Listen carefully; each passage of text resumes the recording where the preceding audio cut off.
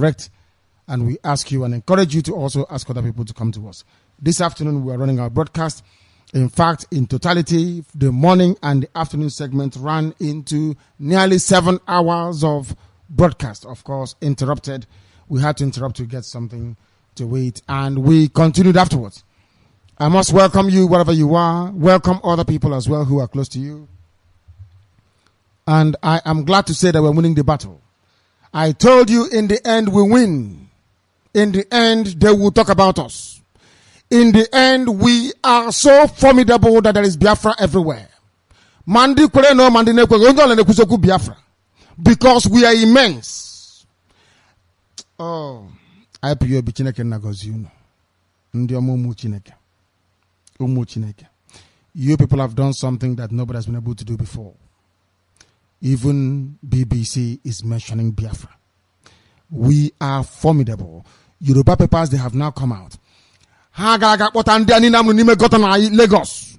All these vagabonds born on the streets of Lagos bearing Igbo names with Yoruba fathers. After going to try to dampen what we are doing. I want to dismantle this rubbish. There was a little child who doesn't know anything, who came to challenge me by saying that Urobo is not Urobo.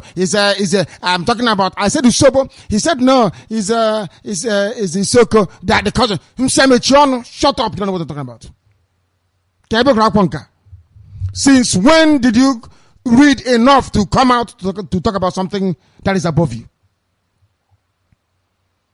I'm sure there are some people that will come out one day to swear that Anambra is their name or Ovim is their name. People can come out and say, oh my goodness, Calabar has been there from time immemorial, or that Niger Delta is a place. All of these things are jargon. There is no Anambra. It is all Mambala. There is no Anambra in our records. Calabar that you see today is a corrupt word for Calabari. Calabari people were also in Cross River State. Calabari, not Calabar. For your information. It was Ovum, not Ovim. For your information. Our people don't learn, they don't read, they don't study, they come out, they begin to open their mouth to talk rubbish. An idiot has risen from Lagos, and a typical Igbo animal. These are the people that when I castigate Igbo people, they want to die. And that is why I keep castigating them. Until they change. You are hiding in Lagos, Ebo Nyonzo. Now, this Yoruba paper did not write about our rally.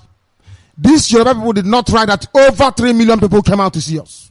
No. But they are writing something. How can we be insulting Shoyinka? They are talking about us. How can somebody say that Idoma is part of Ojuku Grunts have said Idoma is part? Some people are so foolish. Idoma has anyway, that is why I say I'm waiting for them. Idoma has a Oria from Kwa. How would they have 4 market days if they are not Igbo? Please explain to me. Can somebody please enlighten me? This is the type of education that you get when you go to a zoo university. When you go to a place where you are on strike for 3.5 years, 4th year you graduate, a portal, you swallow dictionary and you're writing rubbish. This evening I'll dismantle this idiot piece by piece. I will deconstruct him line by line. In his next life, he will not dare to challenge the ideological stance of IPOB. Including Shoyinka. You have not been born. We will deconstruct you line by line. We went to school. People write nonsense. They think the zoo is afraid of us. I'm on a dustbin in Lagos. We will tear him to pieces this evening so that no other person will come. Go and study Idoma history. They are from the Kwa group, their language. Where do you have a Kwa Ibom? Do you know the meaning of Kwa? KWA. People who didn't go to school. You want to come and challenge people who are vastly superior intellectually to whatever garbage you can offer. I said I want Shoyinka. Don't speak for him. Bring out Shoyinka. Let me disgrace him. Any venue, anywhere, I'll debate him. Shoyinka will not last 5 minutes. I will deconstruct him. Line by line, piece by piece. They think we are joking. Do I look like I was wicked to you? You must be insane. This is Radio Biafra. If you go to CHK 97.6, we are there. We are on 88.0. I need status update on Iguacha. We should be up and running. I need to know what is happening in Iguacha. Iguacha should be on 102.1 this very evening. Go and tell the people there, please. Tell them that we are also on 97.6, 88.0, 102.1. Anywhere else. We are on satellite. We are also online. Radio Biafra is also on telephone. Makadi Mama. Those of you in the UK, those of you in America, there is a free telephone number you can call. You'll be listening to Radio Biafra as if you are listening to, as if you're listening to a call, but you're hearing everything we are saying. Just on the phone line. It's a free call. There will be no excuse anymore for you not to listen. If you go online to www.radiobiafra.co, we are there. If you go to ipob.org, in fact, if you're lost, just go to Google, go to Bing or any other search engine, type in Biafra, we are there. We'll show you how to listen to us. We welcome you because we are live. We welcome you because we are direct. We welcome you because humanity, of course, is paying attention to what we are doing here this very evening.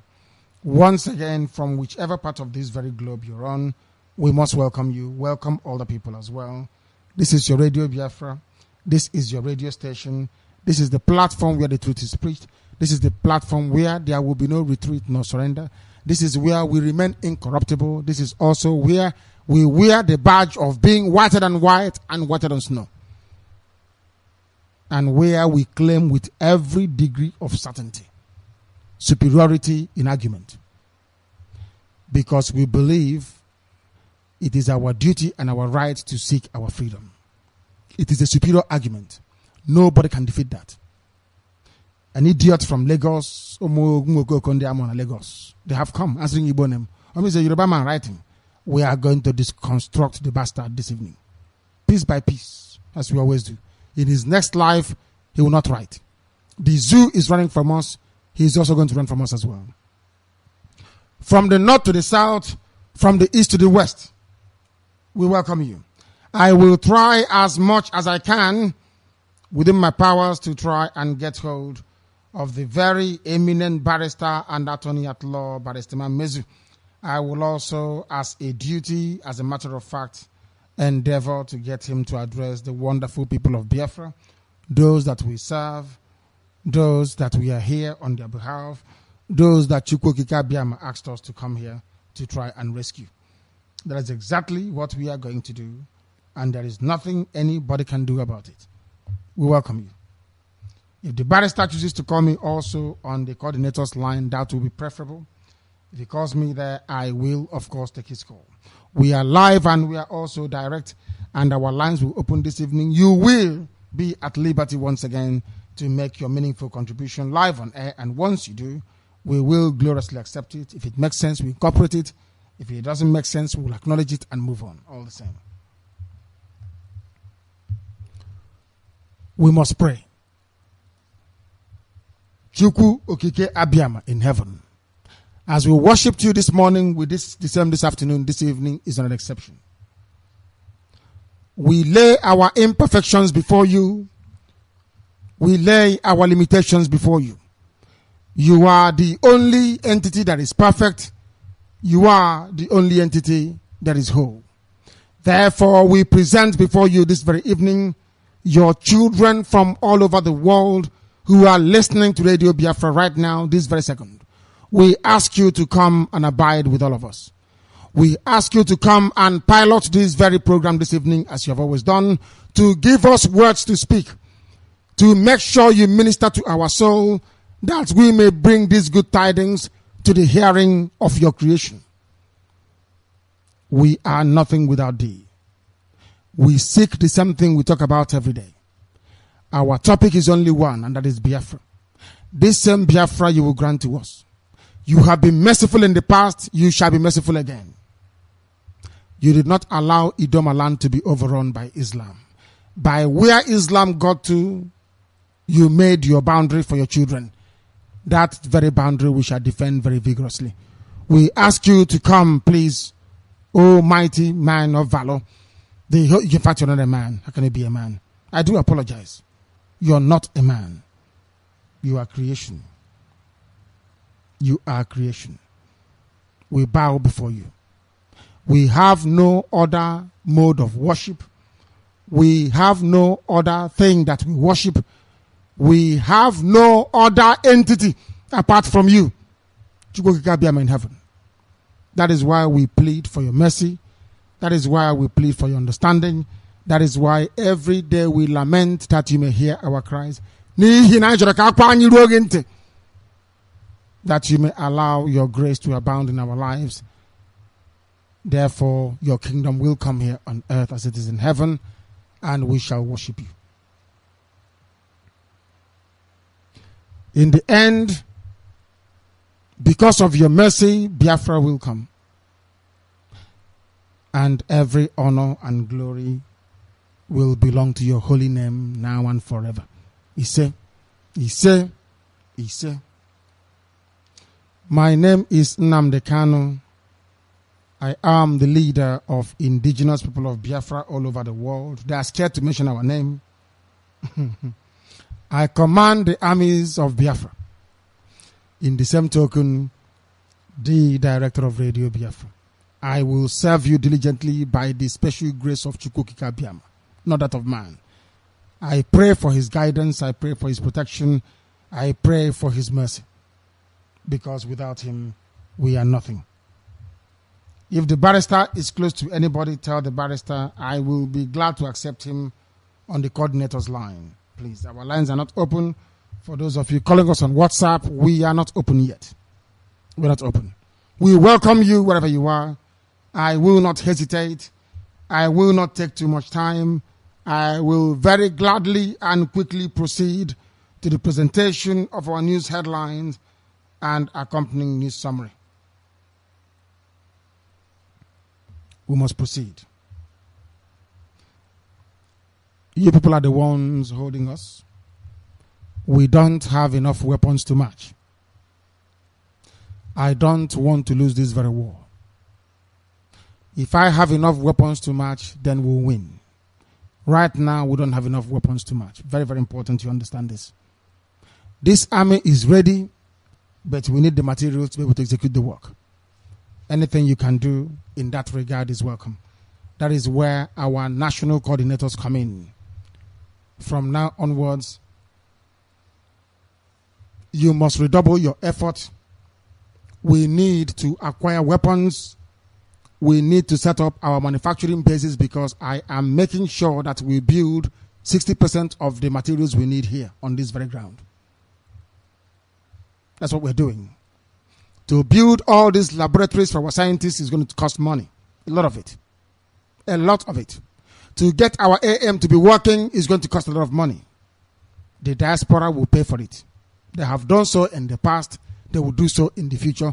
They are the pillar and the anchor of everything that we're doing. And I have my reasons why.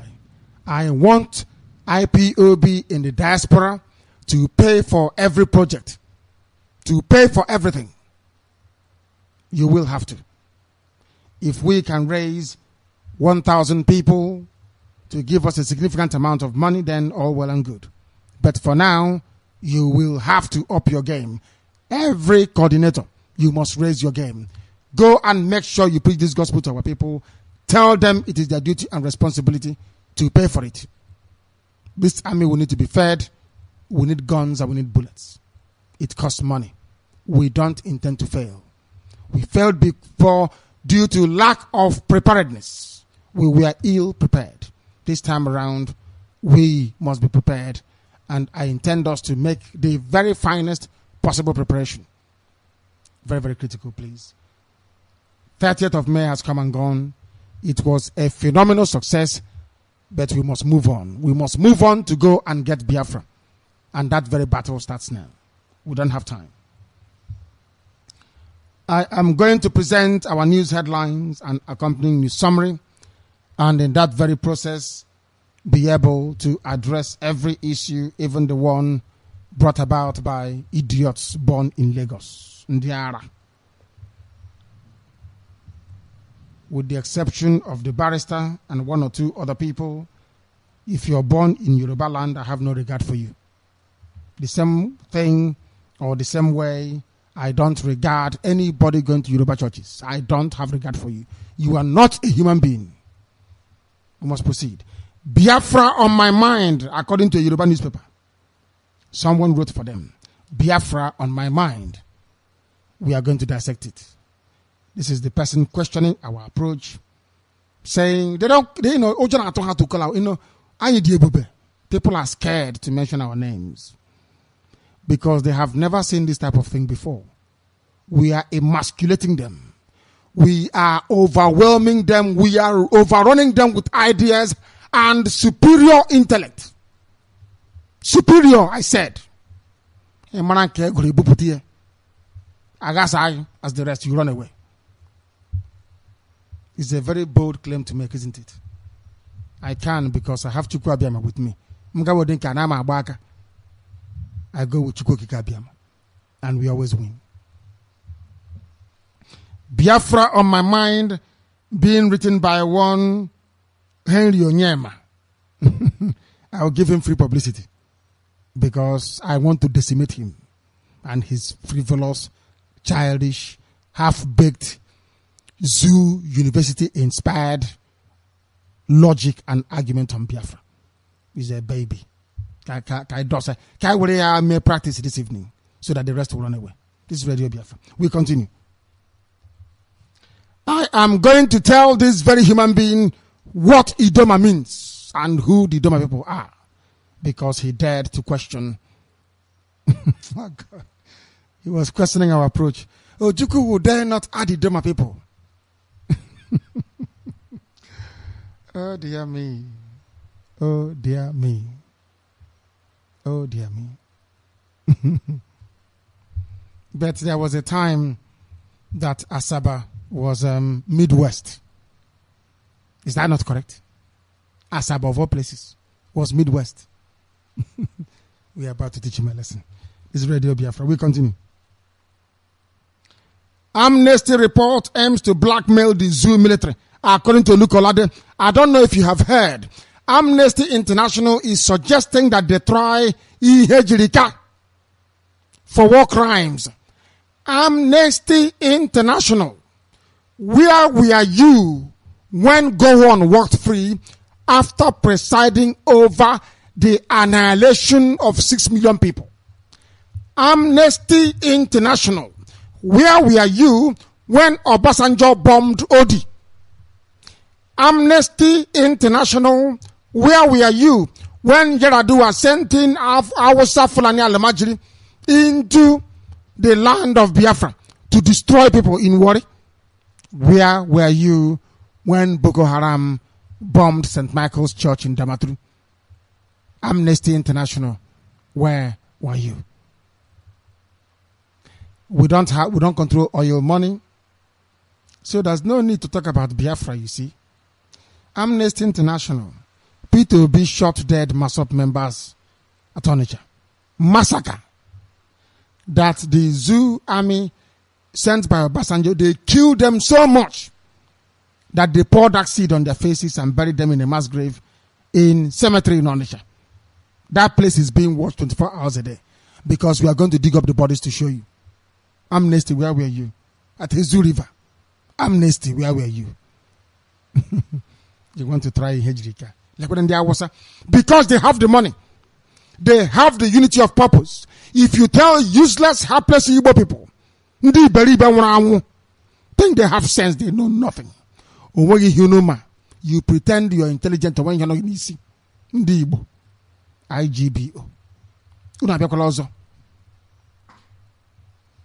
Why is it that Yoruba papers are carrying the potential disgrace of Ihejirika? What is Ohaneze going to do? They'll come out. Now, what? Let me think of what they're going to say. We reject any report implicating Ihejirika. Ihejirika is our son. Halaba, halaba. And because Ihejirika defeated Boko Haram. That is why. Madness. Before I go any further, Barrister has come. Let me go to him before I proceed. Barrister, I believe you can hear me. We call upon you to join us this evening as we proceed for this evening edition all in the name of Biafra. Biafra has to be restored. Director, I've been telling you, you need to up the antics. Everybody has to stand up. For those who are seated, those who are kneeling down, it's time to stand up and stand up. That is the message for this evening. Because if you want Biafra, to face it up and deal with it. So good evening to all of you, wherever you are.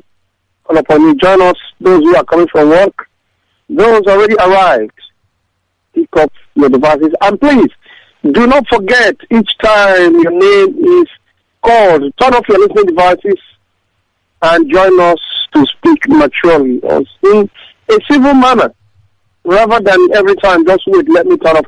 Some people prefer to hearing themselves instead of waiting, because we repeat our programs here. Every time it's done, you hear yourself again. There's no need listening to yourself whilst you're talking. It doesn't make any sense at all. Please be civil. Once you hear your name, turn off your listening devices.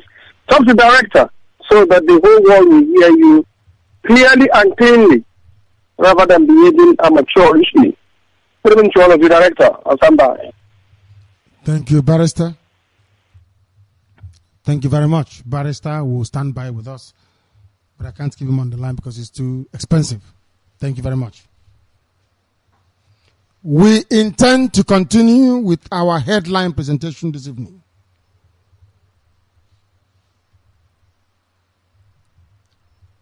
Military will defeat Boko Haram according to the terrorist.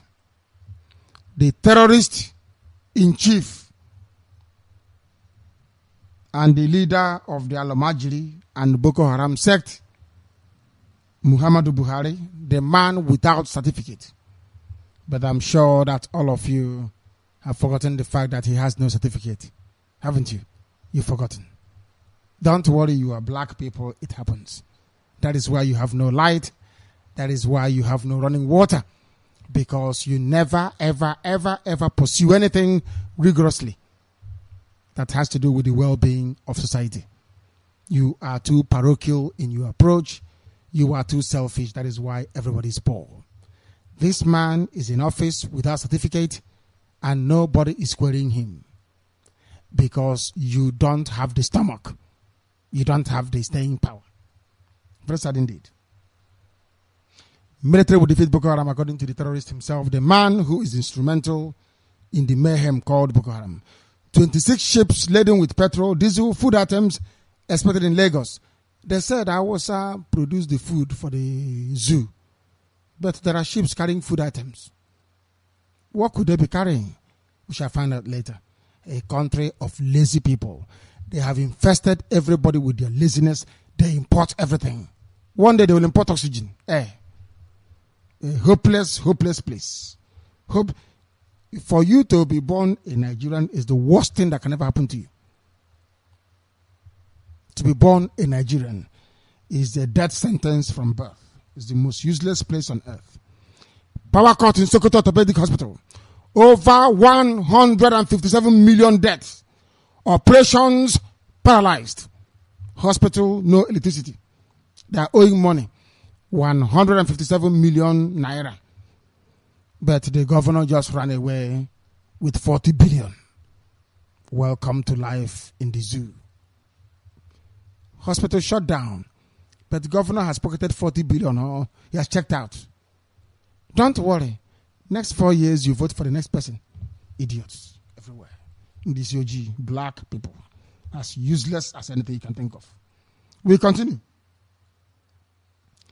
Zoo baboons and monkeys are upset over First Lady's flashy watch. The watch belonging to Aisha, the abused girl at the age of 9. Aisha Buhari was abused at the age of 9 by a pedophile named Muhammadu Buhari, who is now not only a pedophile but also a terrorist without certificate. And that is the worst kind of terrorist. A terrorist without certificate is dangerous. And a child abuser as well, who sexually attacked a little girl, Aisha, at the age of 9. She has grown up now to be wearing expensive wristwatch. And then welcome to the zoo. Welcome to the zoo. Petroleum Ministry. The baboons and monkeys in the zoo, they claim this is a Yoruba paper. They are backing Buhari's move to take over oil portfolio. That is where everybody is concentrating. Nobody has a job.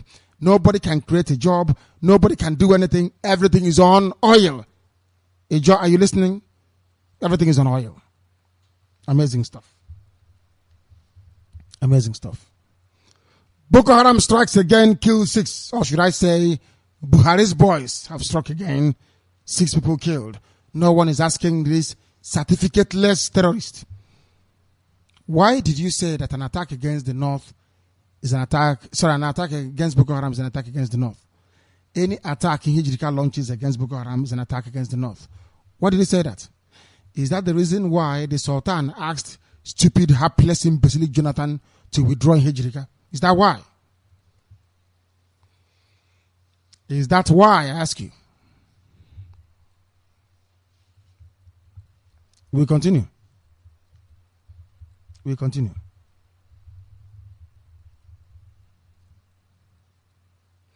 BBC's quest to mortify Igbo, the zoo, and Chuka Omonna. BBC is targeting Biafra. BBC is anti-Biafra. BBC is a front for Satan, which is now pilot. I don't know. I need to ask the British people face to face. Why do you hate Biafra? Why do you want to destroy Biafra? Because you created the zoo called Nigeria. You are God. You are playing God. Who created United Kingdom? Nobody. Nobody can create a nation. A nation is an exclusive prerogative of the Almighty, Chukwokika, not that of man. Shoyinka, I am warning you, when I catch you, I will take you to the definition of nationhood. So you can get upset and walk away from the studio when I get hold of you. Only Chukwokika can create a nation, not man. That is why no decent country in the world was created by anybody. They evolved organically through war and through convergence or coalescing of value system, culture, and ideas. As simple as ABC. We are learned here, and we prove it. The news in greater detail. Everybody should be prepared, because we are doing this line by line, please. It's a piece, it's an opinion piece written by a lost Igbo vagabond and bastard on the streets of Lagos. You have them all over the place. They say I insult them, but why won't I insult you? If you are a bastard, you are born on the streets of Lagos by a wayward mother, then so be it. So be it.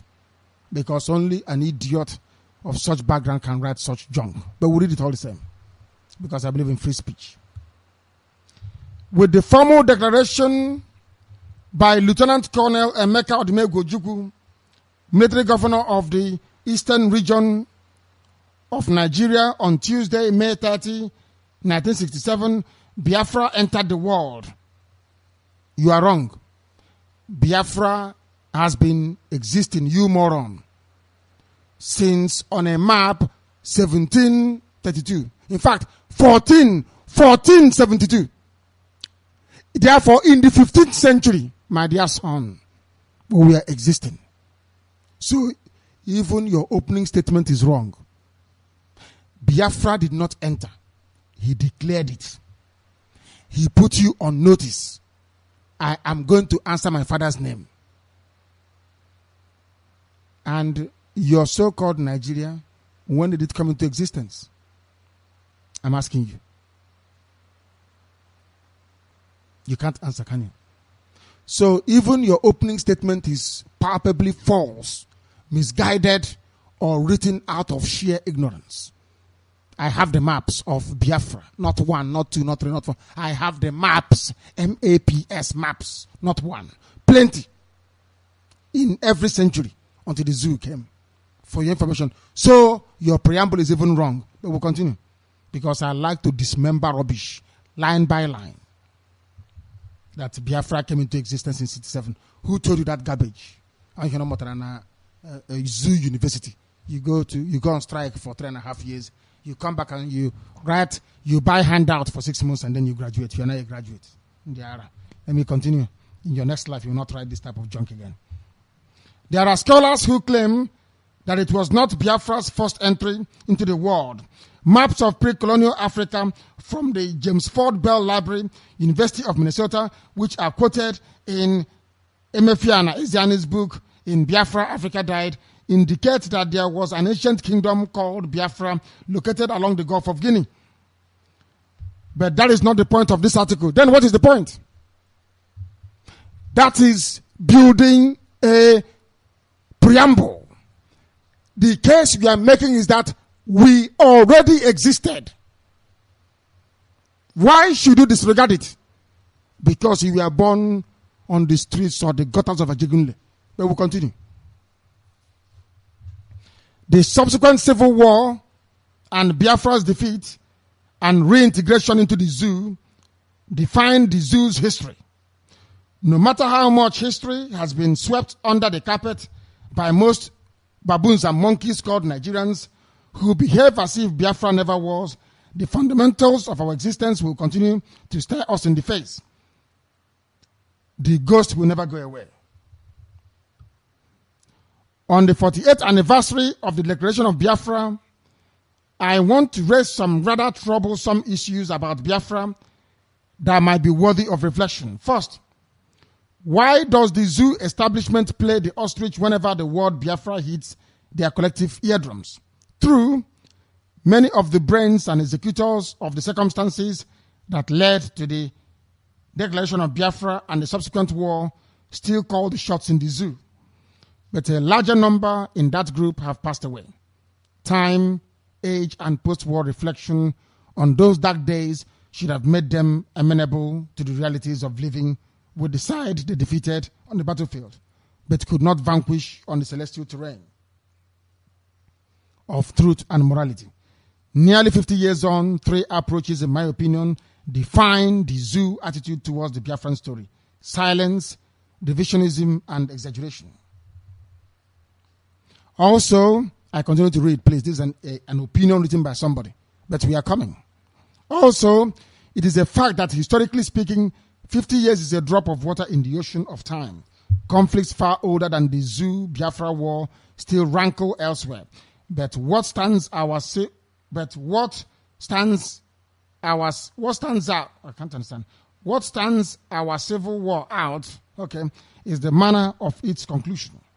It ended on the terms of brotherhood, equality, and freedom of all partners in the zoo project.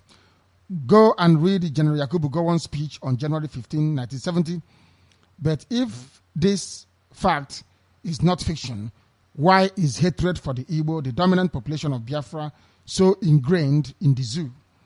Although Igbophobia might not be official policy of successive zoo governments since 1970, why must the Igbo be the butt of any political or religious dynamic in the zoo? The recent election are a case study. The revered, he's calling the Oba of Lagos revered. The revered Oba of Lagos threatened measures Hutu extremists of 1994 would have applauded if the Igbo in his domain took their democratic destiny into their own hands. Even as the terrorist Buhari settles into power, there are significant forces who declare that because most Igbo and South-South minorities backed former President Goodluck Jonathan, they should be given less than equal status in the zoo and should crawl on their bellies for crumbs from the victors' tables.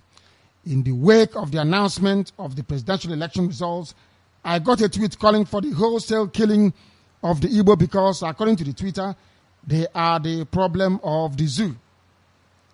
It reminded me of the May-October 1966 pogrom. You would think he's writing very well, isn't it? Let's continue. The zoo educational system says pretty little about Biafra and the harrowing days of January 1966 to January 1970. The primary cause is the national malady of amnesia of the zoo's ugly words, which transforms into the falsification of the past.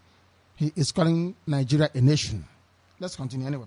The non-keeping of records and the semi-abolition of history from the curriculum. You know, they don't teach history in the zoo. Let's continue. When the stories of this period are told in fiction and film, they are set upon by the courtiers of those who want us to forget our identity.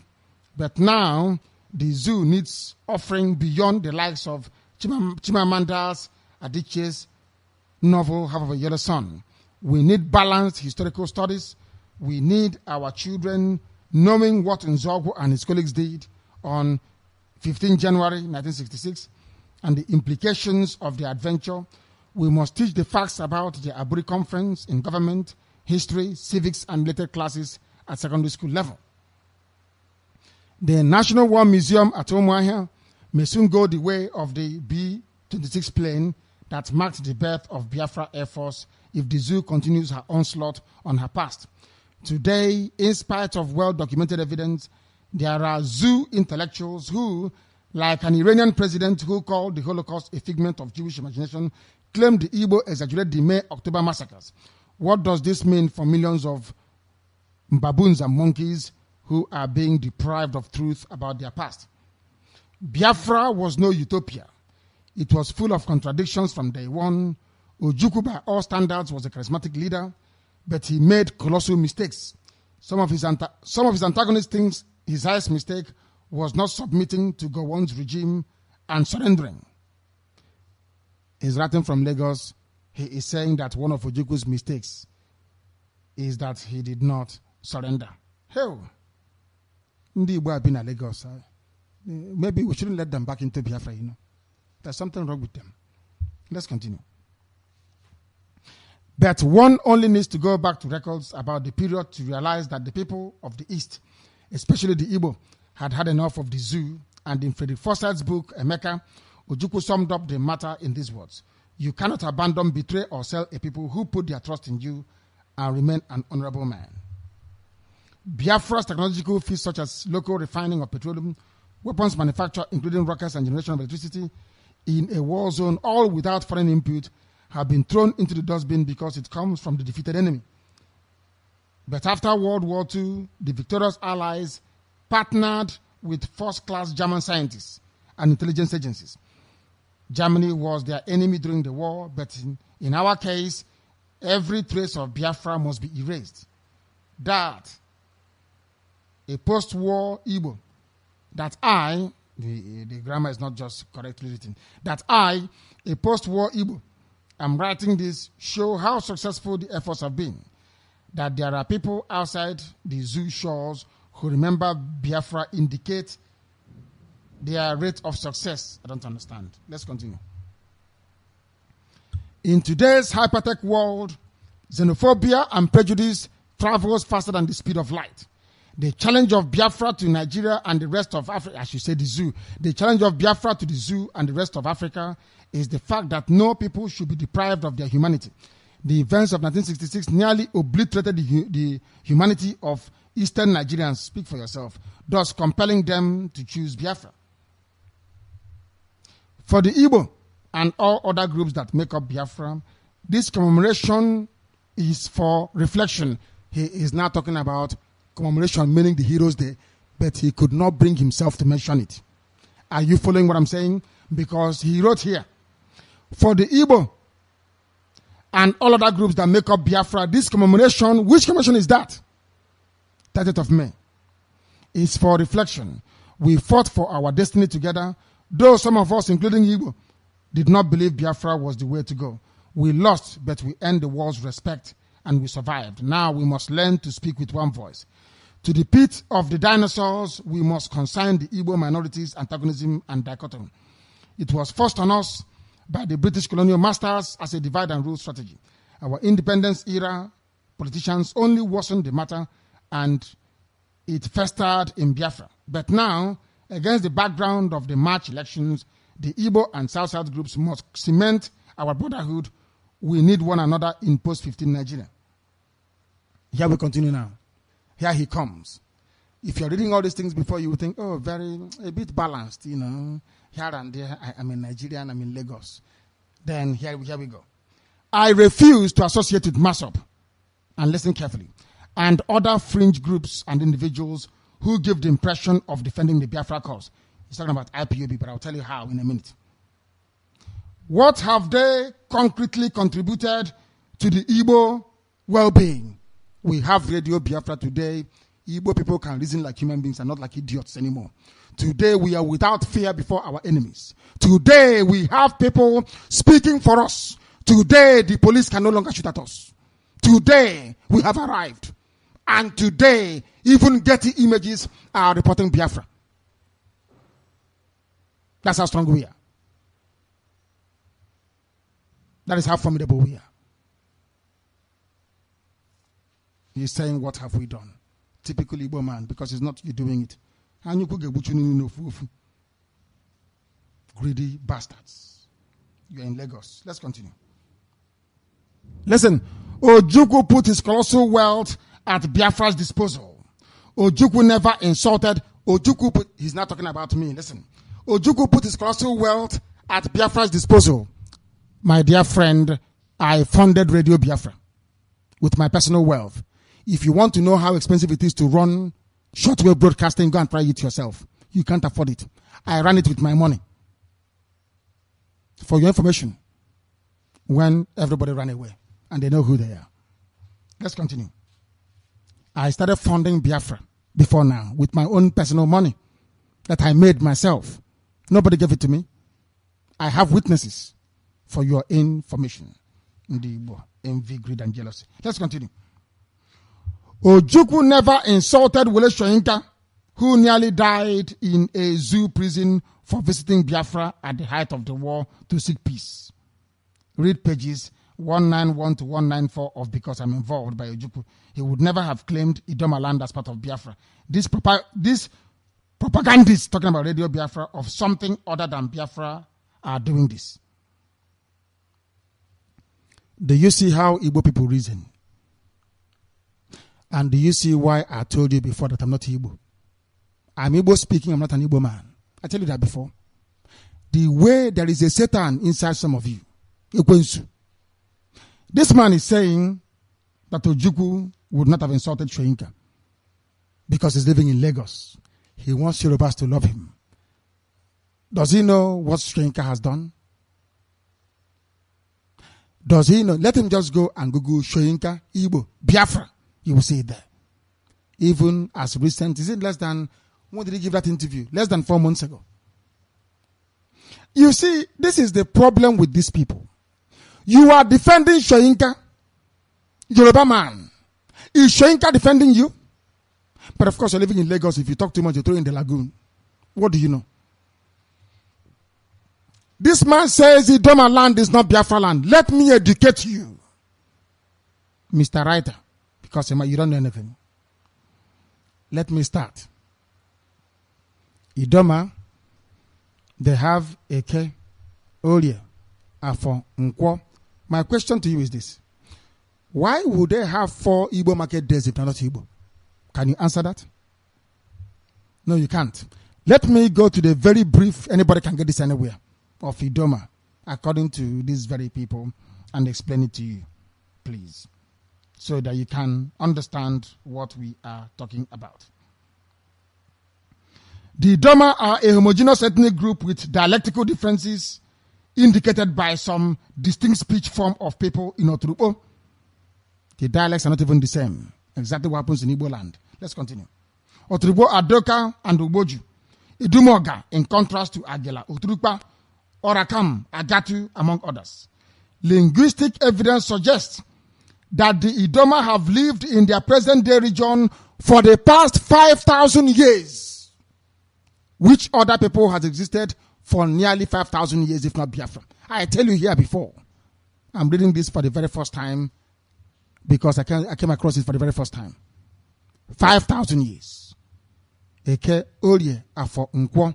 Before you write, before you try to contradict what we are doing on Radio Biafra, you have to go to school. You need to be learned. You need to be educated.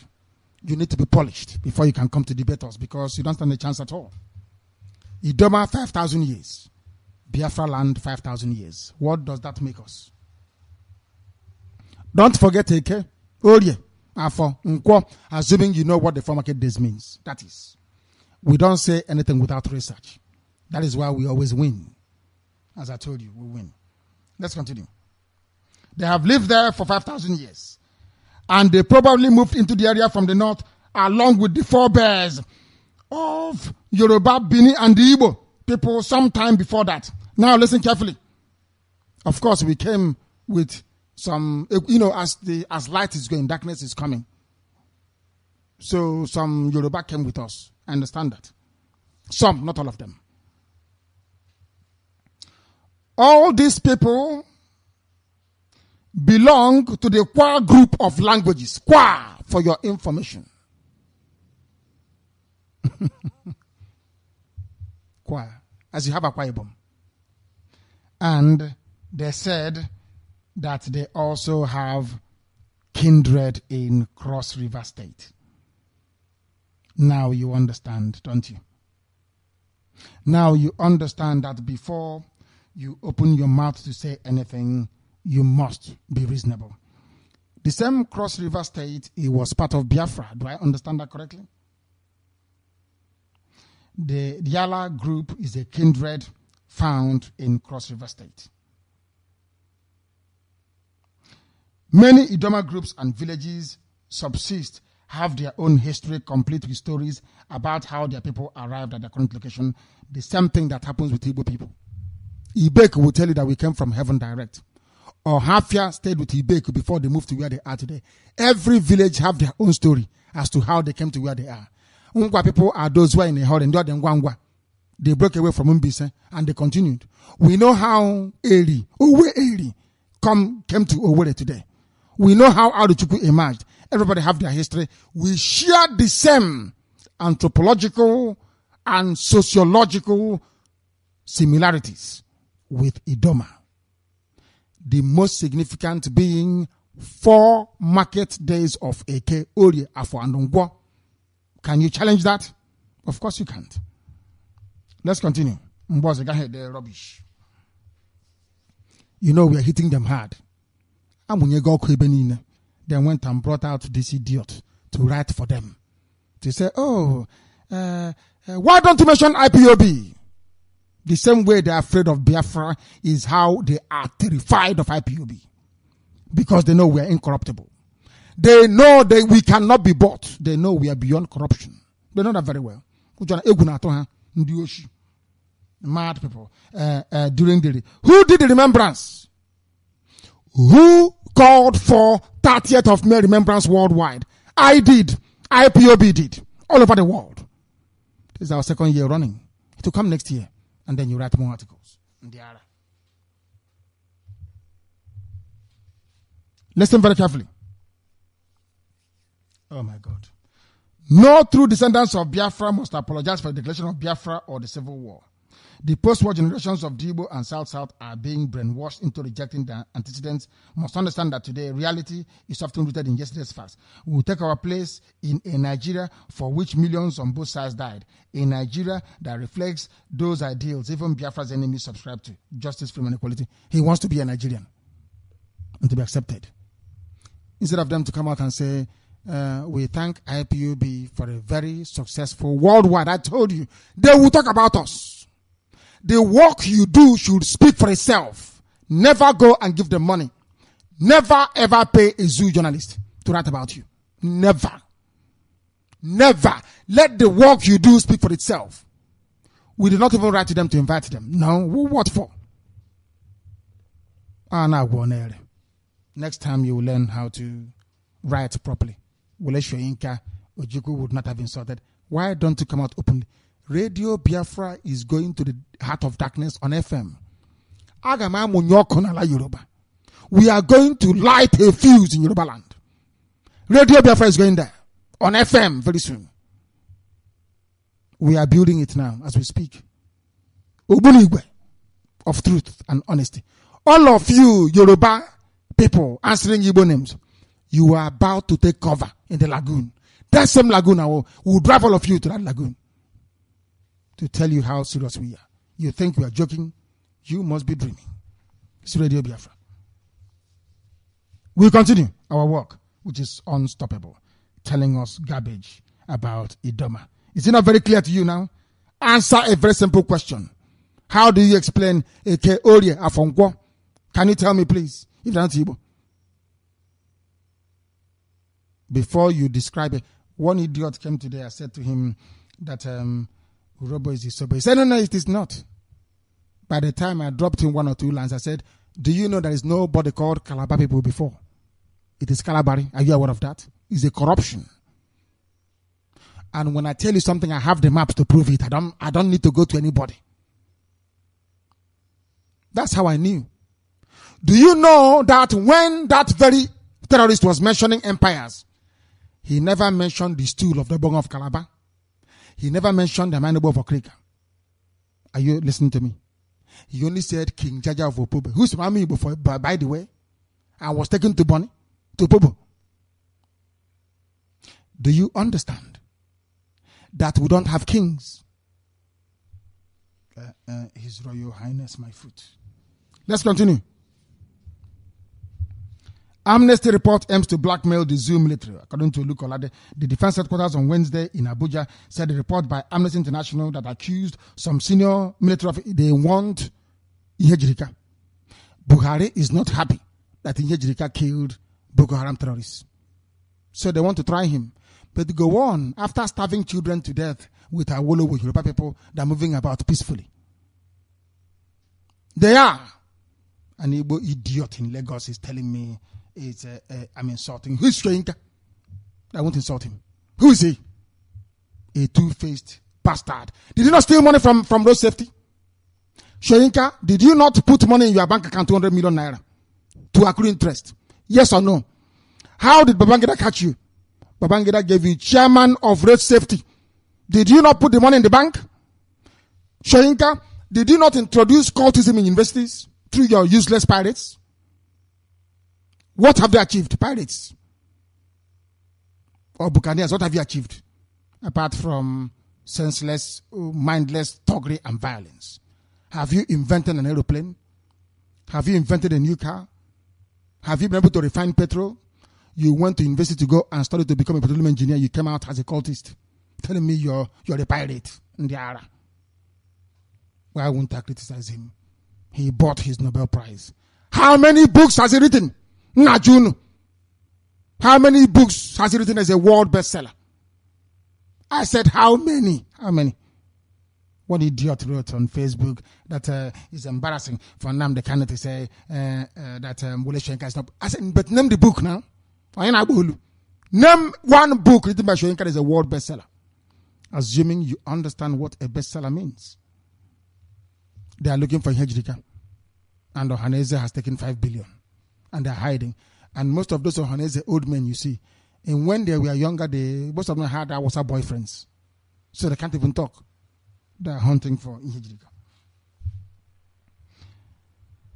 Amnesty International wants to try a Biafran, but Gowon that killed Biafrans is still free. Maybe receiving an award from them. Award of good conduct in conjunction with the BBC. I told you before that BBC has an anti-Biafra agenda. You didn't believe me. Now you will. Do you know what they're trying to do? They are trying to harass you into not bringing a lawsuit against Britain. Because if we take Britain to court, we'll win. And they'll pay damages. That is so they frighten us so much. They use our Hausa to be frightening us so we can never think well. And such idiots writing from Lagos. They are compounding it. The zoo called Nigeria is never a nation and can never be.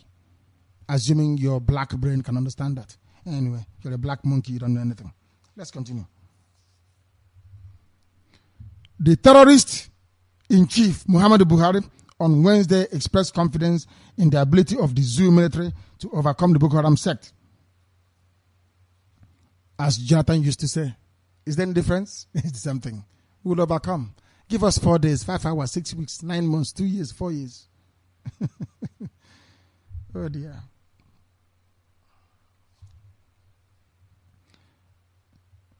The terrorist, in a statement issued by his senior special assistant on media and publicity, Malam Garba Shehu, said, okay.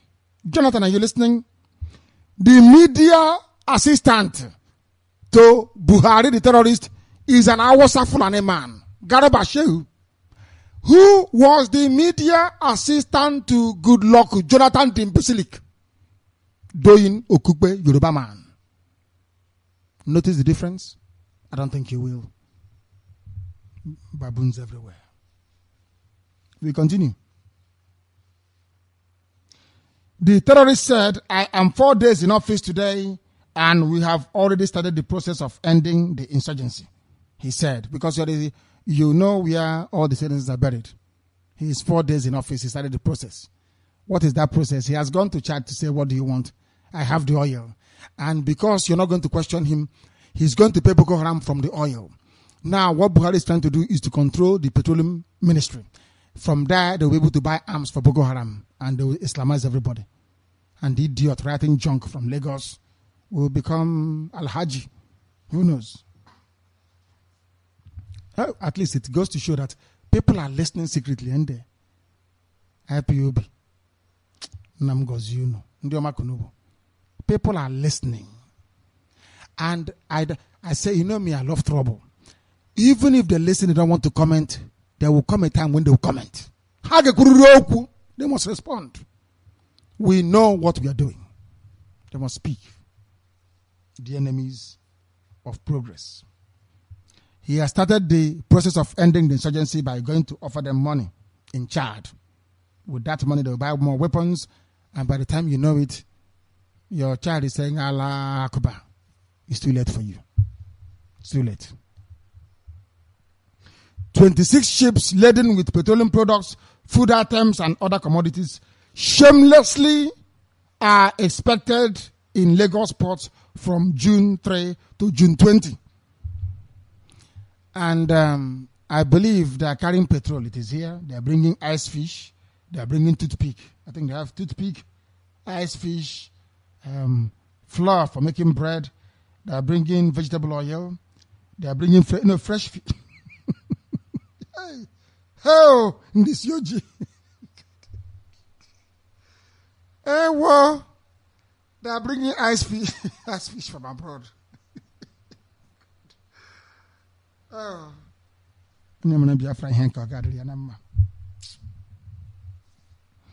Let's continue. They are bringing, I told you, they are bringing wheat for bread. They are bringing fresh fish. They are bringing vegetable oil for cooking.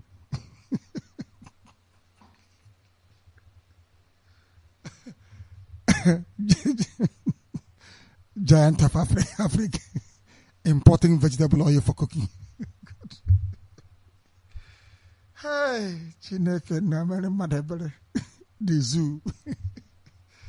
Oh dear me. Oh dear me. Zoological Republic. Legendary Zoological Republic. They are bringing in petrol, kerosene, diesel, rice, fresh fish. I think he said toothpick. From abroad. Now, that is not the problem. Let me tell you how foolish a black man is. Oh dear me. The oil they are offloading in Lagos will be required in Iguacha. That oil is required in Calabar. But instead of them to say, can 1 or 2 ships continue to steam to Iguacha and to Calabar, they will say, no. Bring it, offload it in Lagos, so that when Alamajiri in the tanker is going, they can kill people on the road. Do you see what makes them black? This is the type of reasoning that makes us black people and very useless. It is safer, easier, cheaper to say to at least 2 or 3 tankers, continue to steam to Iguacha, continue to steam to Calabar, offload it there. So there will be no need for Alamajiri with Goro to be driving tanker for Dangote from Lagos to Calabar. That will take probably 6 days. Do you see stupidity? Do you see why we are black? And do you see why nothing is working here? It is the way you reason. Your brain is the problem. It's the way you reason. That is the problem. You come, you offload it in. There is the same river or the same ocean, rather, that the ship can steam to Calabar and to Iguacha. But they don't bring it to Lagos. It's Lagos. Alaye. Once you pay Omonile fee, you offload your cargo.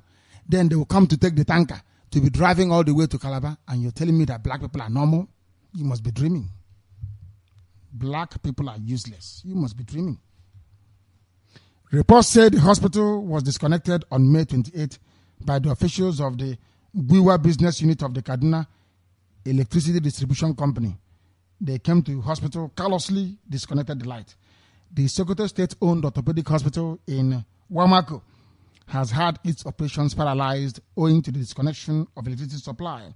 Reports said the hospital was disconnected on May 28 by the officials of the Gwiwa business unit of Kaduna Electricity Distribution Company, KEDC. The disconnection came after the alleged failure of the management to pay the outstanding bill of 1.57 million, which was said to have accumulated for about 5 months. That is receiving electricity maybe 5 minutes every month. The bill is 1.57 million. They callously went to a hospital to disconnect power. Again, confirming how wicked black people are. A hospital. Because the chairman of the power company, Kaduna Electricity, when he is not well, he flies to London. When the children are not well, maybe Awudu will go to London for treatment. But those in the orthopedic hospital, they can die there. Black. I'm telling you why you are poor. Because you're wicked. The way your brain functions is full of wickedness and evil. That's why you are poor. We continue. Electricity disconnected in a hospital. The BBC, let me show you how they're reporting it. BBC. As satanic as possible. Let's continue. Photos of Nigeria's first lady wearing an expensive watch led some Nigerians to ask whether they undermine President Buhari's man of people image. BBC is asking you, do you think it undermines it? Hey, rather than saying that this woman wearing an expensive wristwatch undermines the credibility, BBC, that is how you report it if it's your own people. I don't know the covenant you have with Hausa Fulani. I don't know what it is. BBC is evil. In March, Muhammadu Buhari was elected as the zoo new president after a campaign which took a strong anti-corruption stance.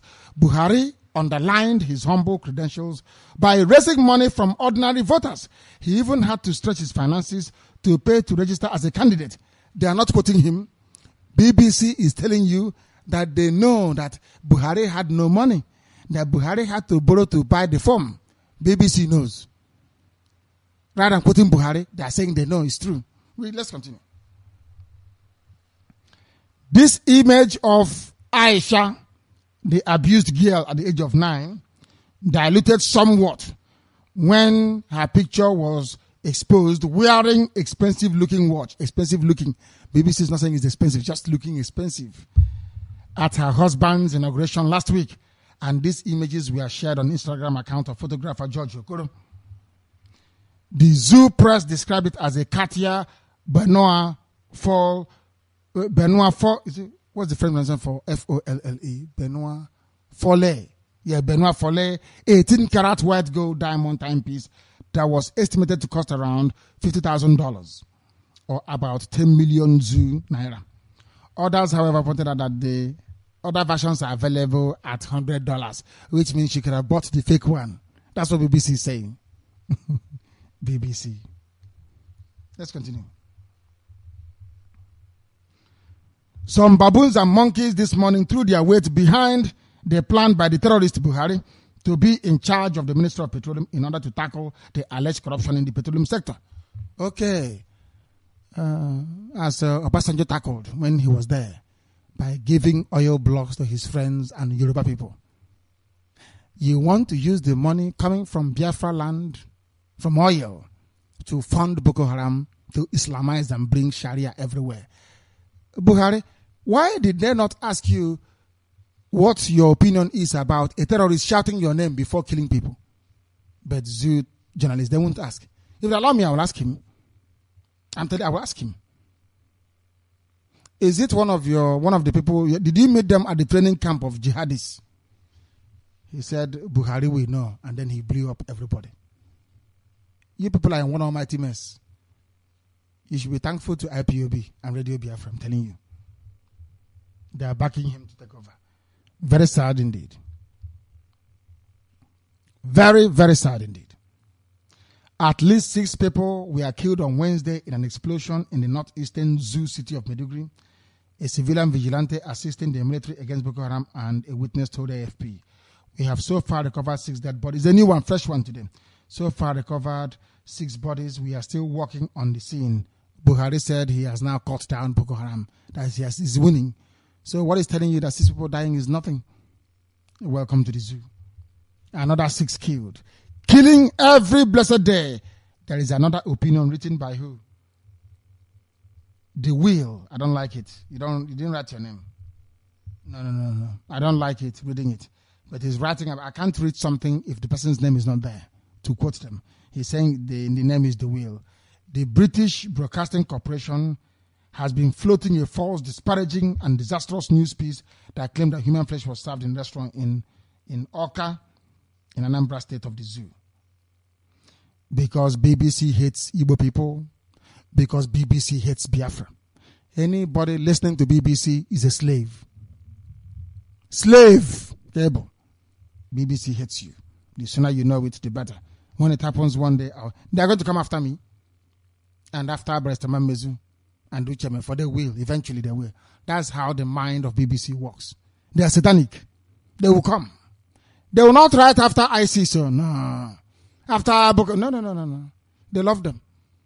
Because they are jealous. The same way they are jealous of Israel. The same way they are jealous of Ethiopia to the point that they changed the name from Cushites to Abyssinia. From Abyssinia to Nubia. Do you understand? They hate you because you are a child of Chukwu Kika Biama. They are jealous that you are circumcised and they are not. Simple as that. Another uncircumcised bastard that came here is Lugard. Frederick Lugard. He killed over 10 million people in the Congo. No, that is King Leopold. I do apologize. King Leopold killed 10 million. Lugard killed almost, they conquered 20 million. He killed, his figures are lesser. Things about, I don't know the precise figure. I'll get it for you. I don't make any mistake. These are Europeans that came and gave you the Bible, changed the name of the Savior from Yahweh Yeshua to a Greek god, Jesus. And all of you are jumping up and praying in the name of an idol. Jesus is Zeus in Greece. Hail Zeus. I see people who claim they're intellectuals hiding and running from the truth. The father and the mother, Joseph and Mary, named him Chizoba. Chukwokika Biama is our Redeemer. Or is our salvation. Chizoba, Yahweh Yeshua. Wabeke abia buraro sebata imulo kachineke. They are answering Zeus. They say, oh, he must be Zeus. They called him Jesus. Then about 480 years ago, J came into English alphabet. And for the English, asked them to pronounce Jesus. It sounds Greek to them. They can't pronounce it very well. They quietly added J to it. It becomes Jesus. If you're from the Latin world, it becomes Yesu. Yesu Christi. Are you listening? This is Radio Biafra. That concludes our news this very evening. The barrister is at liberty to come back to me if he wishes. If it is the truth, we preach it here. You may not like it. My very good uncle, Archbishop Obinna, may not like it. But we preach it all the same. We preach it. I like Bishop Obinna. I like him very much. We may not agree on the issue of theology, but I like him all the same. I like him very, very much. After all, the Catholic Church has done more for Biafra than any other denomination. I repeat, the Catholic congregation has done more for Biafra than any other denomination in Christendom. You need to understand that. Barrister has come back to me. Barrister, can you hear me? Yes, Director. Thank you very much. Please go ahead. Director, thank you. Although the news of today is scanty, but I'm struggling to understand the writer who was quoting himself and hiding somewhere and writing. I'm struggling to make head or tail of his initial ideas for what he's writing and all the things he's trying to dispute. I am trying to work it out. Is he trying to tell us that people from Idoma are not of our origin? Yes. Is that what the sense he's trying to make? Yeah, he's saying that Ojukwu would not have added Idoma. I don't know what the rubbish that means to him. Let me follow the argument. Does he realize that people from Idoma, their first daughters are called Ada and their first sons are called Opana? No, he doesn't know. Does that writer know this? He doesn't know. He's in Lagos on top of those beans. You see, all these fake people of ours that have taken money from Goodluck Jonathan, and now Goodluck Jonathan is no longer there. They have nothing again to occupy themselves with, because it used to be every week they go somewhere in the restaurant and share money. I remember 2 years ago when Goodluck Jonathan was trying to further his cause to become re-elected. He went to New York and was in the dollars. That I'm sure you remember. Of course. They were fighting over. He was giving them dollars, spraying it on the street, and people were fighting on it. You know, those guys who sleep on the street, who sleep rough. They started grabbing dollars. They couldn't believe that the president was bribing them to come and vote for him. You see, he's no longer there. And all those things were just waste, because he couldn't pinpoint anything he has done in Biafra land. Now, when I hear people talking about he is a great man, I don't know where his greatness started from and where he ended. So, those who were ruling, sharing money and blood money with Goodluck Jonathan are now trying to write something out of nothing. They didn't research their opinion and what they're supposed to know. And now they're trying to, when I was in secondary school, there used to be a friend of mine. When I'm talking to him and somebody bumped him, he said to him, "Hey, don't correct your incorrigible." I like that. Don't correct your incorrigible. How can you correct somebody who knows what he's doing, and you yourself that do not know? You're trying to tell us that the mouse can fly over the moon. I've never seen anything like that before. Our people, no matter what you castigate, you cannot rival IPOB and our activities. We are here to challenge all evils.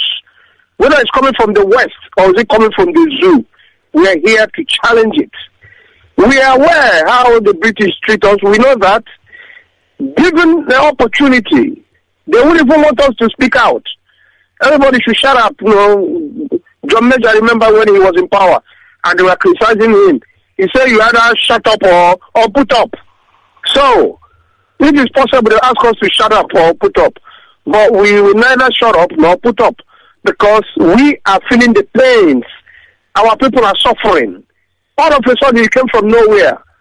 People that are living well organized in their own country, you took Hausa Yoruba and put us together. And up to today, we are still suffering it. Nobody hears our world. We are treated like we are nobody. When we existed even before you. But that's a big shame. Our forefathers did not really know that they gave opportunity to something that will turn around and run them. And that's what we're trying to relieve ourselves of. It's not going to be easy, but we will fight this through. Because every country, they have their freedom. I do not see why we have everything that Chukwuabiama has given us. God-given right to operate and to live peacefully. And yet, life has been very difficult from our children to our parents. We are scouring all over the country, all over the world, looking for something to eat. We are dejected and rejected, treated anyhow. But we have a beautiful country where we're supposed to retire and enjoy the proceeds that particular country provides. But British have done us a big bad, and they are not acknowledging it. Time will come when they will, and when they will apologize as well. No, but they're writing what they are writing. What I'm saying, yes, of course, we heard that he did his best during Nigerian war to make sure that the war did not go too far as he did. But when his brother, our strangulated our people, he didn't do anything to stop it. When there was a blockade for food, airland and sea supported by Britain, what did he do to stop the blockade? When Awolowo took all our money and gave us 20 pounds, what did he do to stop it? So maybe the guy writing this is married to a Yoruba woman, or maybe he is married to a Yoruba man. You know, everything has gone global. Man can marry man. Of course. Everything's gone global. I was told that Rotomi, Chibika Mechi, whatever his name is married to the daughter of Olusoyinka. That's why Olusoyinka was praising him some few weeks ago, that him and Bola are the angels of light and not the rest of it. Because this guy, what's his name? I think he's Dokine. He said people do things for their own interest, director. You know about Dokine? I know Dokine. He's a German, that's correct. So people do things that will benefit them. So he was praising the guy because the guy is married to his daughter. So all these things we experience these days, it's not out of nothing. Something is attached. You see somebody writing on behalf of his killer. They have given him money. You see somebody writing against his own country. He's a saboteur. He has taken some bribes somewhere along the line. Watch, when you see your own people start sounding funny, there is an attachment behind that particular sound. No smoke without fire. But here on Radio Biafra, we will overhaul any statements that we are not comfortable with, any language that we are not comfortable with, any movement that we don't like. We challenge it because we believe that you have to live and let others live. You cannot squash others because you are at the head or because life is okay for you. Therefore, those below you should die and go to hell. No, that is not the plan of Radio Biafra. We're here for the commoners. We're here for everybody. We're here for the victims and those who are victimized. That is what Radio Biafra is doing. Chukwuabiama believes in equity, justice for everybody. And that is why we are here. If we don't say or do what we are here, obviously we're not doing the reason why we are here. That's why nobody can move us an inch away from the platform of this particular righteousness. That we preach here, that everybody should be given their own due rights. You cannot take my own right and take your own as well. And then you want me to come and beg you for my own right. It's never registered in anywhere before God and man. Believe, live, and let live. That is the finality. Director, as I said, news today is a bit scanty. But the guy who was writing is writing rubbish because he didn't know what Ojukwu say and what Ojukwu did not say. Anybody who abuse you, you don't have to directly abuse them. You find a way to abuse them back. Not because somebody abused you, you overlook it. No. Why do you say justice? Why are people punished for what they do? If you do wrong, you'll be punished. Because that is the essence of justice. Nobody goes scot-free.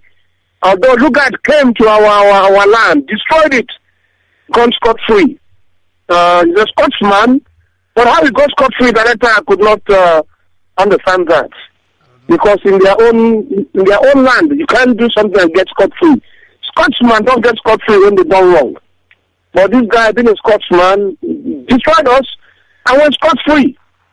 So we are now trying to see how we can get ourselves back into the main. But it's not been easy for us. It doesn't mean we have to give up and say, hey, everybody good night. No. We are here for an appointment and we have to fulfill it. Because our people are seriously suffering on a daily basis. Now, this guy wants to be a headmaster, he wants to be a principal, he wants to be a teacher, he also wants to be a student. I mean, the terrorist jihadist, Buhari, he wants to be oil petroleum minister. That was what he was before, when they huddled and bundled all the money. Now you come to control my own money. You want to, the president will have to be the sitting the petroleum oil minister. So that all the money will go straight to Hassa Fulani Boko Haram for Sharia. All of you should get ready. Should this man be the one to control everything, we are in trouble. He wants to control. Director, you see, I think it was 2 months ago, they told us all the shipments that are coming in. Do you know that those shipments are ammunition? They have started again. They have started again. They bring rice, beans. It's all to confuse people. Those things they are bringing in ammunition. Nothing but ammunition. They're telling you they're bringing rice and beans and potato and chewing stick and chewing bomb. It's just to confuse people. They are bringing in ammunition because they've got their support from those their masters that like taking what does not belong to them, that like to steal something free, you know. Free product is very, very, very nice. Something you can get without paying for it. Just like slavery lasted for 300 years, free. And then you are telling me, keep quiet and enjoy wickedness. But you don't want to associate with your own Europeans. You want me to live with killers. Those who will chop my head off. That's what you want. As soon as my own particular race is extinct, then you come over to my land and enjoy all the proceeds. No. We are awake now. We are no longer sleeping. Before, we are sleeping.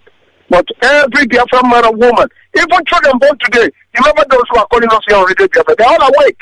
Children at the age of 6 know what is Biafra. Even there are some those who are babies of 3 months, they are carrying Biafra flag and say that's it.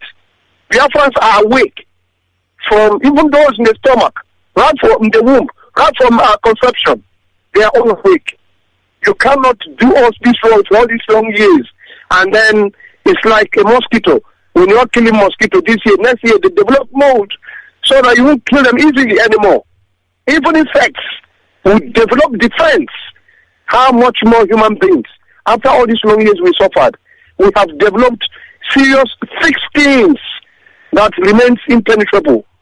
And that is what we are working on. And that's why Biafra must come. No two ways about it. We are no longer into long stories or long argument. Biafra must be restored. And that is our situation as it is. It not changing. The nearest future until Biafra is restored to its integrity. And we work on it and rebuild our own nation. For anybody talking on behalf of any other race, any other suburban race around the corner is talking bullshit. Biafra will be restored. And all those who are associated with Biafra from Calabar to Ikore Pene to Lower Benue, these are Biafrans, and they will remain Biafra, including the guy who was talking about Bakassi. Yes, Obasanjo Bakassi, and trying to come around so that they can have easy passage should any war erupt again. That was the reason why Obasanjo was quarreling with Jonathan when our sister brought in the international airport at Enugu. They quarreled with him and said, no, you're supposed not to put any international stuff in Biafra land, otherwise these guys will recoup. Because Obasanjo has always had a cynical mind that Biafra must come what may. He has always believed And he knows that one day Biafra will return. And they make sure, go to Hausa, Fulani, Boko Haram, they have more than 6 international airports. We don't have any. As I always say, all the one is a cargo. If you are coming in, you can walk up to 3 miles. Nothing covers you if it's raining. The rain will hit on you until you come into where there's a legal shelter. You go to Port Harcourt one, it's covered with the pole. And these are the people producing the oil. The thing that is building Abuja airport and building everything, the bridges. So Johnson went there like a hopeless idiot. Couldn't accomplish anything. He was just there for House of Fulani Boko Haram. Built all he could build for them. Leaving his own people wanted. And tomorrow they say, let's congratulate him. For what? For his foolishness. He didn't have any mind of any good thing. At least, now that he's out, they could have given something for him and said, I name it on his name. But he was busy sharing money with our against English and didn't build or create anything I could be remembered for. Because he was taken away straight from our land and given to Cameroon and create demarcation. You know, the more they fractionalize us, the easier it is for them to step in and just kill all of us. And these guys are coming back because they know where they belong to. So, I heard when he was discussing this with the director, the Kasi people belong to us. It's not Cameroon. Obasanjo just gave it to them so that our numbers will be reduced. Those are part of us. Those people in the Bakassi, they are part of us and they must return back to where they belong to. You cannot allow Hausa, Fulani, Boko Haram, Yoruba to keep coming into our land and dividing us. Yoruba will tell you this is Niger, Delta. This one is Bengal Igbo. It's always them dividing us. Why was it that way? Are we dividing them? We left them to their own devices. Why are they coming to us to divide us? This is something we have to stop and make sure that we don't give them the opportunity. Probably it's our fault. You know, when you open yourself, the enemies will come and fight you. But if you keep yourself tight, nobody comes in. Therefore, you have to know how you behave, because I think it's our fault. We are too weak. We allow foreigners inside us so quickly and so easily. And that's why at the end, they come inside us and they divide us. If nobody comes through your door, they won't come inside you. They tell you how to wash your plates or eat your food. When you stop them at your gate, they won't have any entrance. It's our fault. And it's something we have to mark and watch very well, because we are so divided and devastated, and we are just trying to patch up ourselves again and start riding. And this we must do, because Biafra has to come. And when Biafra returns back to its glory, we will fence everywhere, cement our environment. Nobody will pass through. Even ordinary fly will find it difficult to come into Biafra land, because we suffered all this rubbish. And our people are dying. If our people are not dying, we could survive. It's part of life. Our people are dying at the rate we are dying. No other tribe or race is dying like that. We are dying so foolishly, so stupidly, so unnecessarily, because of amalgamation, wicked creation, illegal structure that need to be demolished. Barrister, thank you. Thank you, Barrister. Thank you very, very much. Things are happening everywhere. We are risking everything, risking our life, risking our families, risking everything, and some idiots somewhere are hell-bent on soaking up all the glory. There is nothing I will not hear. There is nothing I will not hear. On one hand, Imo State Police were looking for me for gun running. On the other hand, one idiot inboxed me to say, did I obtain permission from Abia State Police Command that the police commissioner is saying, or somebody is rumoring that the police commissioner said they gave me, I applied for a permit. I said, but the police are looking for me for buying guns. So how can they also be giving me? People are so stupid. They don't hack on.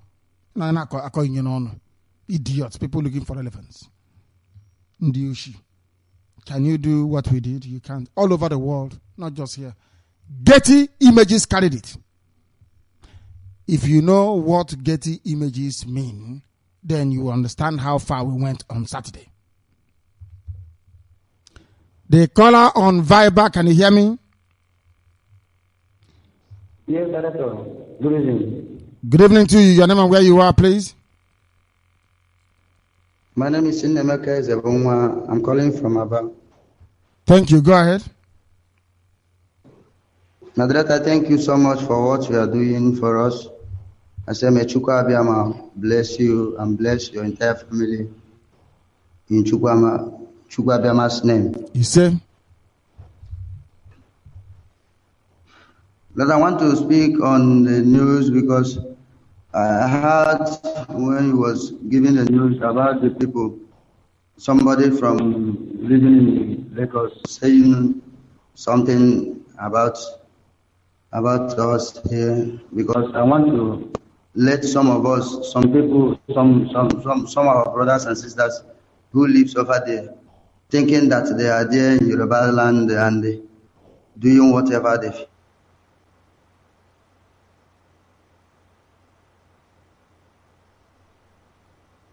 Our country. We have lost you. We have lost you. Yes, Hello? Hello, Director, can you hear me? Yes, I can hear you now. Please go ahead. Hello? Yes, go ahead. I can hear you now. Go ahead. Okay, I have to let all of you know, because most of you who are over there, Director has been shouting here, telling all of you, trying to make all of you to understand that we need to leave the zoo and get our country, Biafra. But most of you are not listening. Instead of it, you decide to anchor on Yoruba people and Hausa people. You people have to understand this, because let me tell you something. You are a fish and you want a soup to be so much tasty, but you jump into the river. If you do not come out and if you do not contribute, if you do not join the families of IPOB, wherever you are, and contribute as much as you can, you have to know that things may not be working out the way it is. But we need your assistance. As Director has been saying, most of you who can be able to help, very soon the army of Biafra will march.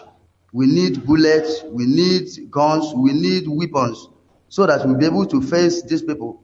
Because I know that Yorubas, Muslims, they have their mission, which they have to accomplish. And that mission is to make sure that they Islamize us. And there has never been any country that is closer to any Arab country that our Arab people did not Islamize them. And this is exactly what they are planning. This is exactly what they are planning to do. And they have started their mission. But most of you who think you are into business, you are doing buying and selling, you are there and you think that you are just getting small money, you are buying a land and build a house, you can drive a little car, and you think that all is well. Then if you hear people talking about saying, struggling to see that Biafra comes to be, and you people are not working out, you people are not contributing anything, you people are not making effort to join your brothers and the families. I have to let you people know, by the time it will set, because there are most of you that you are afraid of battle, afraid of war. Small time you begin to say all these things that people are saying, if Buhari rise and do this and that, because you are afraid of war, you are afraid of hearing the sound of guns.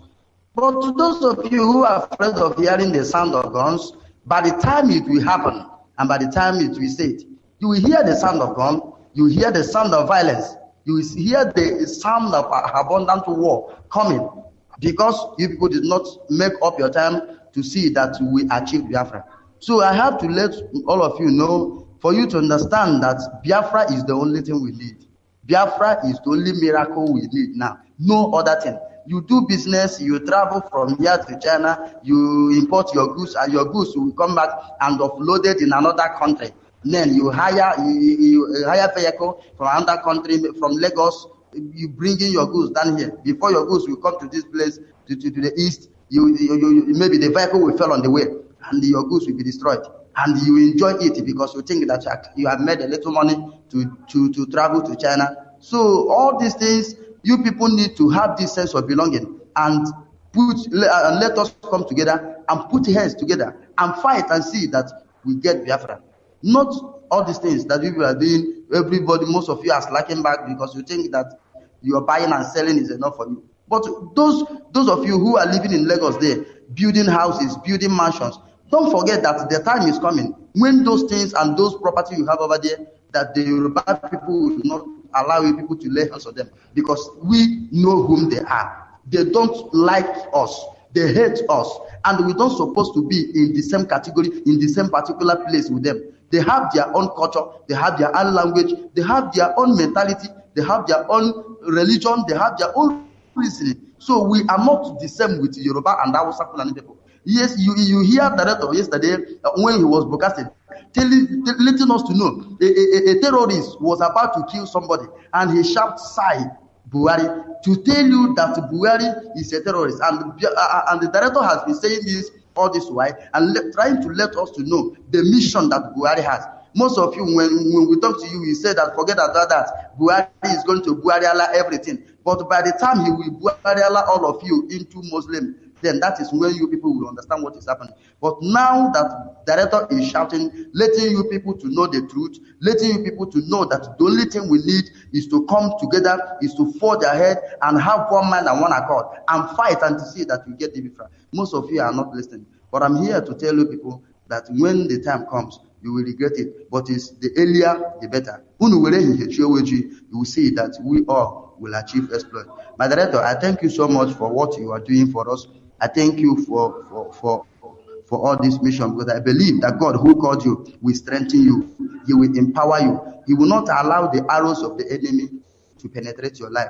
Even when they attack you in one way, the Lord, or God Almighty, Chukwu Abiyama, will scatter them in 7 ways. Even when they gather against you, the Lord God Almighty, Chukwu Abiyama, will scatter in their gathering, because any gathering this time around that is not of the Lord God Almighty, Chukwu Abiyama, the Lord God promised to scatter them. Even when they rise against you like a flood, the Lord God Almighty have made a promise that He will raise up a standard against him. He called you into this mission, and He will never abandon you. He will never forsake you. My director, keep it up. I thank you so much.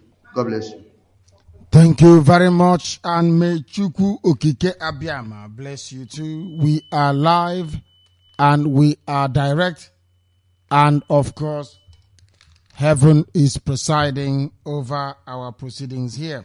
Wherever you are, once again, we welcome you. That this is your radio station. This is Radio Biafra. We are live and we are direct, and wherever you are, we welcome you.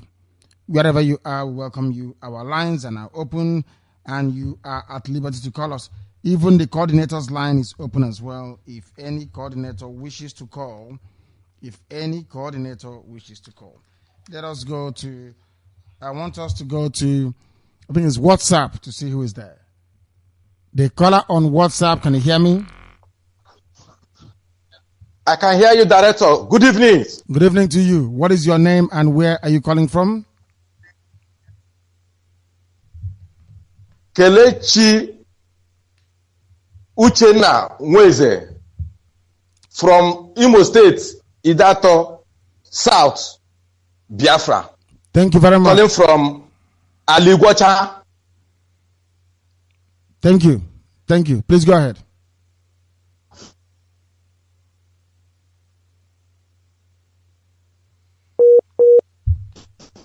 Can you hear me? Director, thank you very much. I'm so, I can hear you, Director. Go ahead, then. We are waiting for you. I'm so grateful. I'm so happy. If you ask us to move, we will move. We are waiting for your instruction. I saw what happened on Saturday in Aba, the Biafra land. It was a marvelous. It was. Multitude of people. We are behind you. We are just waiting for your instruction. If you say we should move, we will move. We don't fear anybody. Director, the Chukwu Abiyama will continue to protect you and your family. He say. Thank you very much, my brother. Thank you. The caller on the phone, can you hear me? The caller on the phone, can you hear me? Director. Yes, please. What is Good evening, sir. Good evening. Where are you calling from? Your name and where you calling from? I'm Amodi Chuku and I'm calling from China here. You're calling from China. Thank you very much. Please go ahead. I'm a member of Thank you very much. Yes, an IPOB family member in China. Thank you. Please go ahead.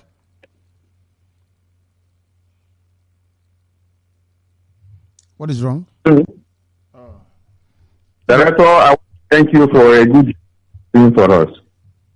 Thank you. Director, no.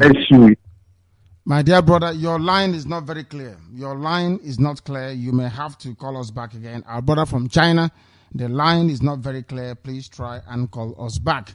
Our people are rising up all over the world. I hate fair weather friends, because if you get fair weather soldiers, when the battle is very tough, they run away. I want those who are led by the Spirit, those who are hardcore, those who are determined, those who are dedicated to be part of us in this very effort, or else we would fail. And we don't want to fail. Very, very critical, very, very important. The caller on the phone, can you hear me? My director, good evening, sir. My name is Yusuf. I'm calling from Aba, Biafra land. Thank you very much. Please go ahead. My director, I have an information I want to pass on you.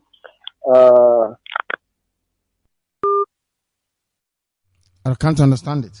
The line just went off. I don't know why. Just went off. I have no idea why. The caller on WhatsApp, can you hear me?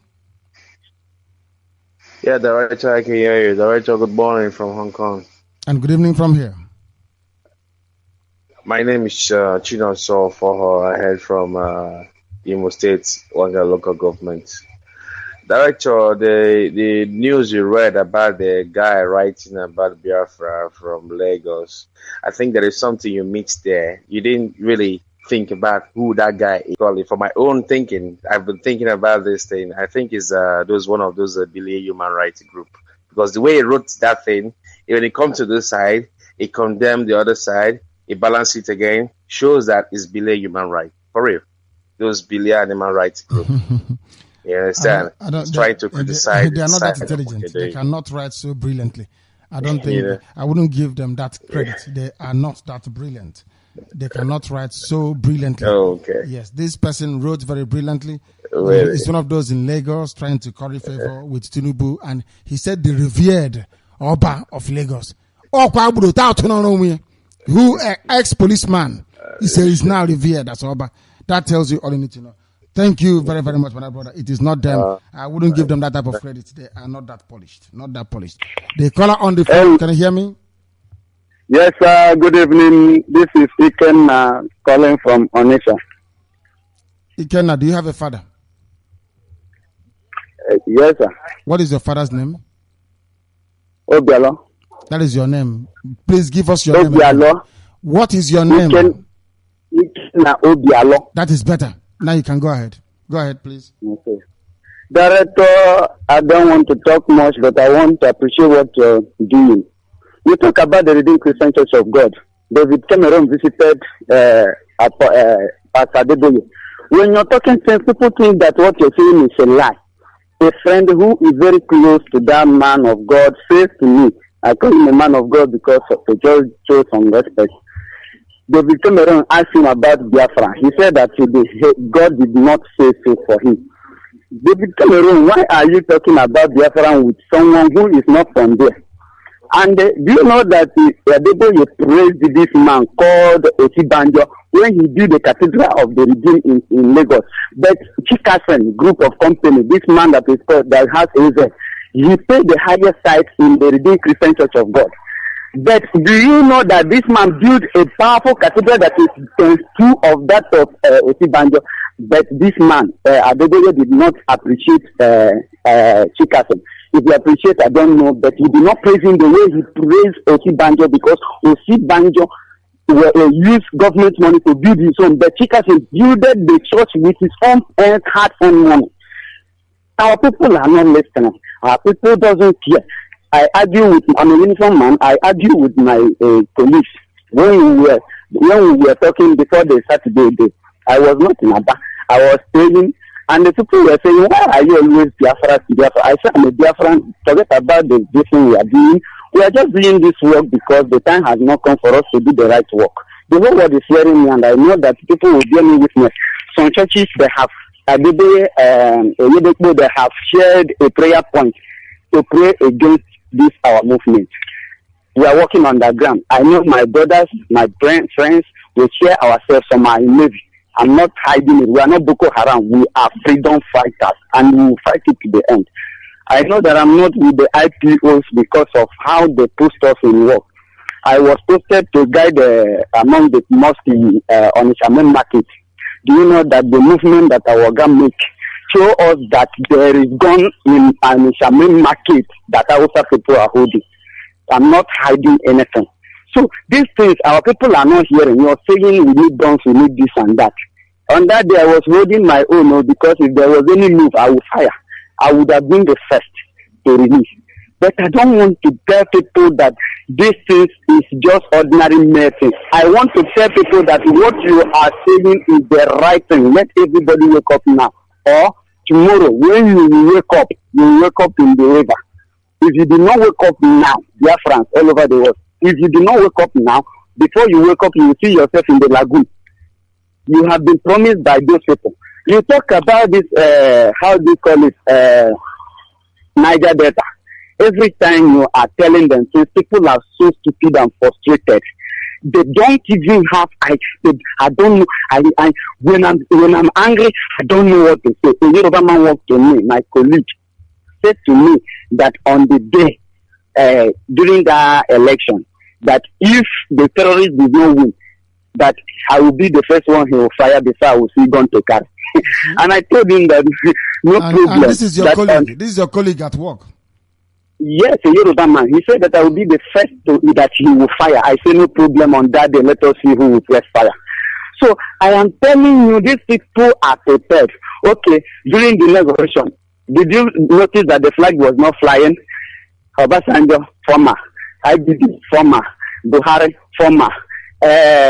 Ogowan, former. Who is the Igbo man in that place? And you are calling us one Nigeria. What is the project that Redeemed Christian Church of God has in the Biafran land? But we are paying it tight, remitting money to them. Where is the project that Wina Chapel, General Overseer, had in the East? There is nothing. Okay, how many times have Adebo come to the East and he slept in the East? Redeemed Christian Church of members, I know that you are hearing me. What is this? Why are we calling ourselves one Nigeria when there is nothing like one Nigeria? What is it? Where is that one Nigeria? People are so dumb that when you call them, I'm glad to get you today because I don't know what is wrong with our people. When people hear me talk about Biafra, I was interviewing a boy who used electrical engineering electrical something, and he built an armored car. And I gave him the number, one of the inquiries numbers you gave online. And I tell the guy to call any of these numbers, tell them if he doesn't have transport to come to Aba. I interviewed him, oral interview, and he gave me answers that shows that the guy can produce. Myself, I can produce a chemical weapon. What I just need is how to convert it to powder. This one is not giving me 2 minutes. It's instantly when you breathe it, you're gone. And the only thing is that our people are so dumb. And I'm trying to tell those people who are in Lagos and talking about nonsense. One of my brothers built in Abuja. He built in Abuja. But when you're talking to them, they don't want to listen. I don't know this kind of thing. I don't know. When you call them the boots and this thing, I say this is what feed them because they don't want to hear. So, Director, I will say, whoever that will pray against you, because those general overseers, they have shared their distance and they are praying. That night I did not pray. I did not sleep. I was praying and say, whoever that will counter any evil against you, praying, let God never answer their prayer. And I pray it again that whoever that has evil hand against you or pain against you, heaven will frustrate that person. Heaven will frustrate that person. You talk about God. What I get as a revelation about God is that God means government of democracy. Can people hear this? government of democracy, can Jehovah Shammah be a government? A man who is the mighty one who is greater than everything. Then you name him a government of democracy. What does that mean? I posted on and was settling people, and people were asking me. In 2012, I posted online and said, if what happened between Igbos and the Hausa or Yoruba, how many people will come and take guns from me? And people, my colleagues who saw it was against me, saying, why am I talking about this kind of thing? Now it is the time. The daylight is now on. If you Igbos who think and you Ijos who think that you're still talking, they will throw you. I have gone to some places in those riverbanks when they were going. Sorry to say it, we were there when they were killing those boys. But nothing. We are one Nigeria. Why didn't all those people tell them to stop killing you? Ijo, I am asking. Well, no problem. I will say that God who brings you of the truth. I say if that Saturday did not hold, I will know that there will be nothing like Biafra. But if that day passed, that was my prayer. If that day passed, for me, I don't need Biafra. I would like that day to be every month remembrance, so that before 7 months, my children will be in Biafra and they will be on. So this is my own contribution, and I pray that the Almighty Jehovah Shammah, who created heaven and earth, who made our ancestors to remain to this day, and we are the children. The earth will be against whoever is against you.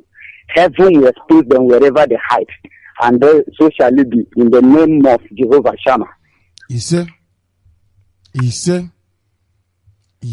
thank you very much. I have no fear for Yoruba Pentecostal Dibia churches. They are fetish. These are former Muslims converted to Christianity because of the money they're going to make from it.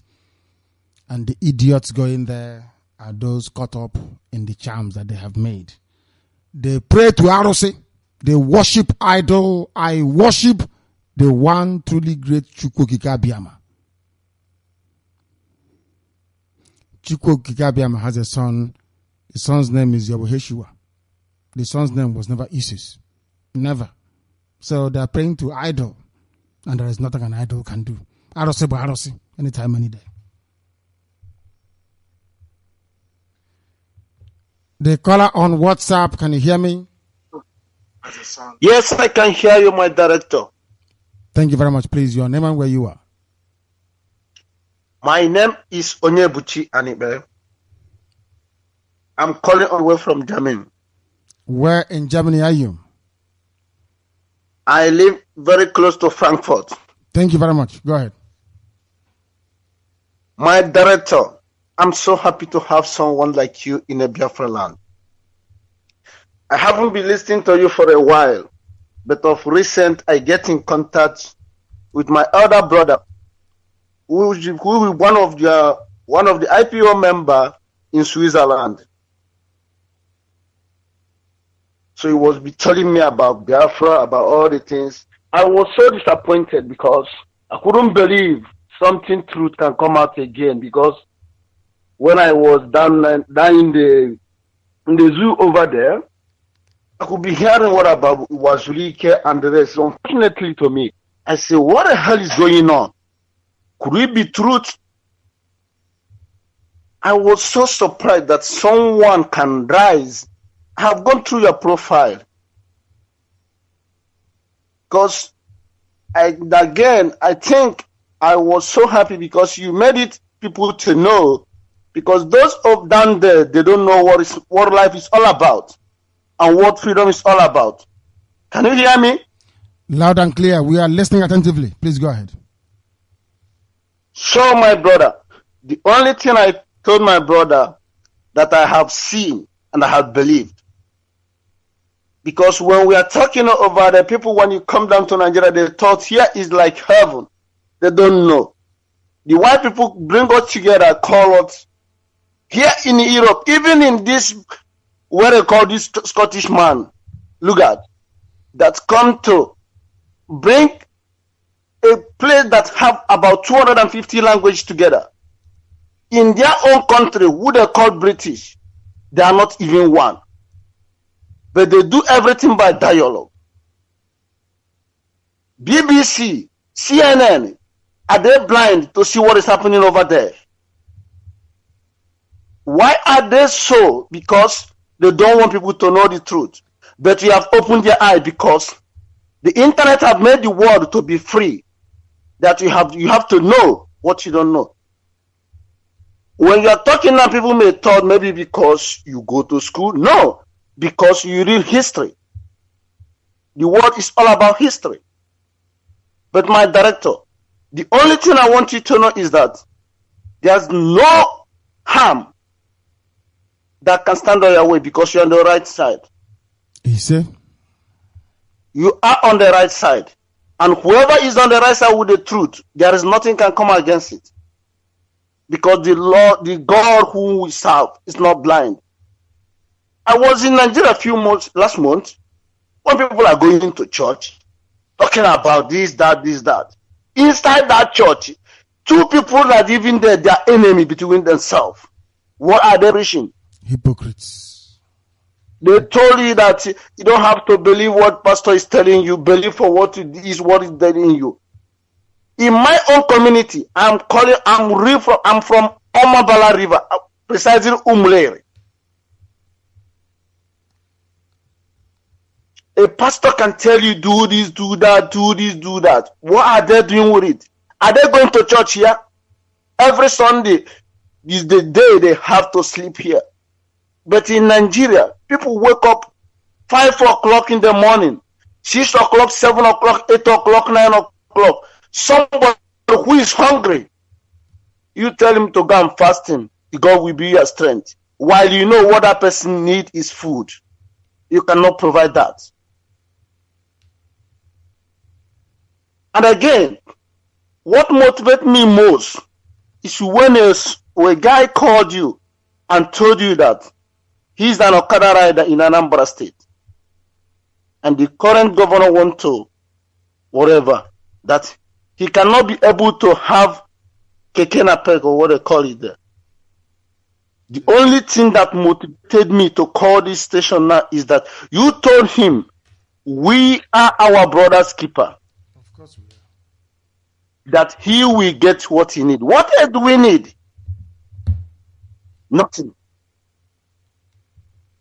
Please, my director, I have to give a thanks to the stomach who give birth to you.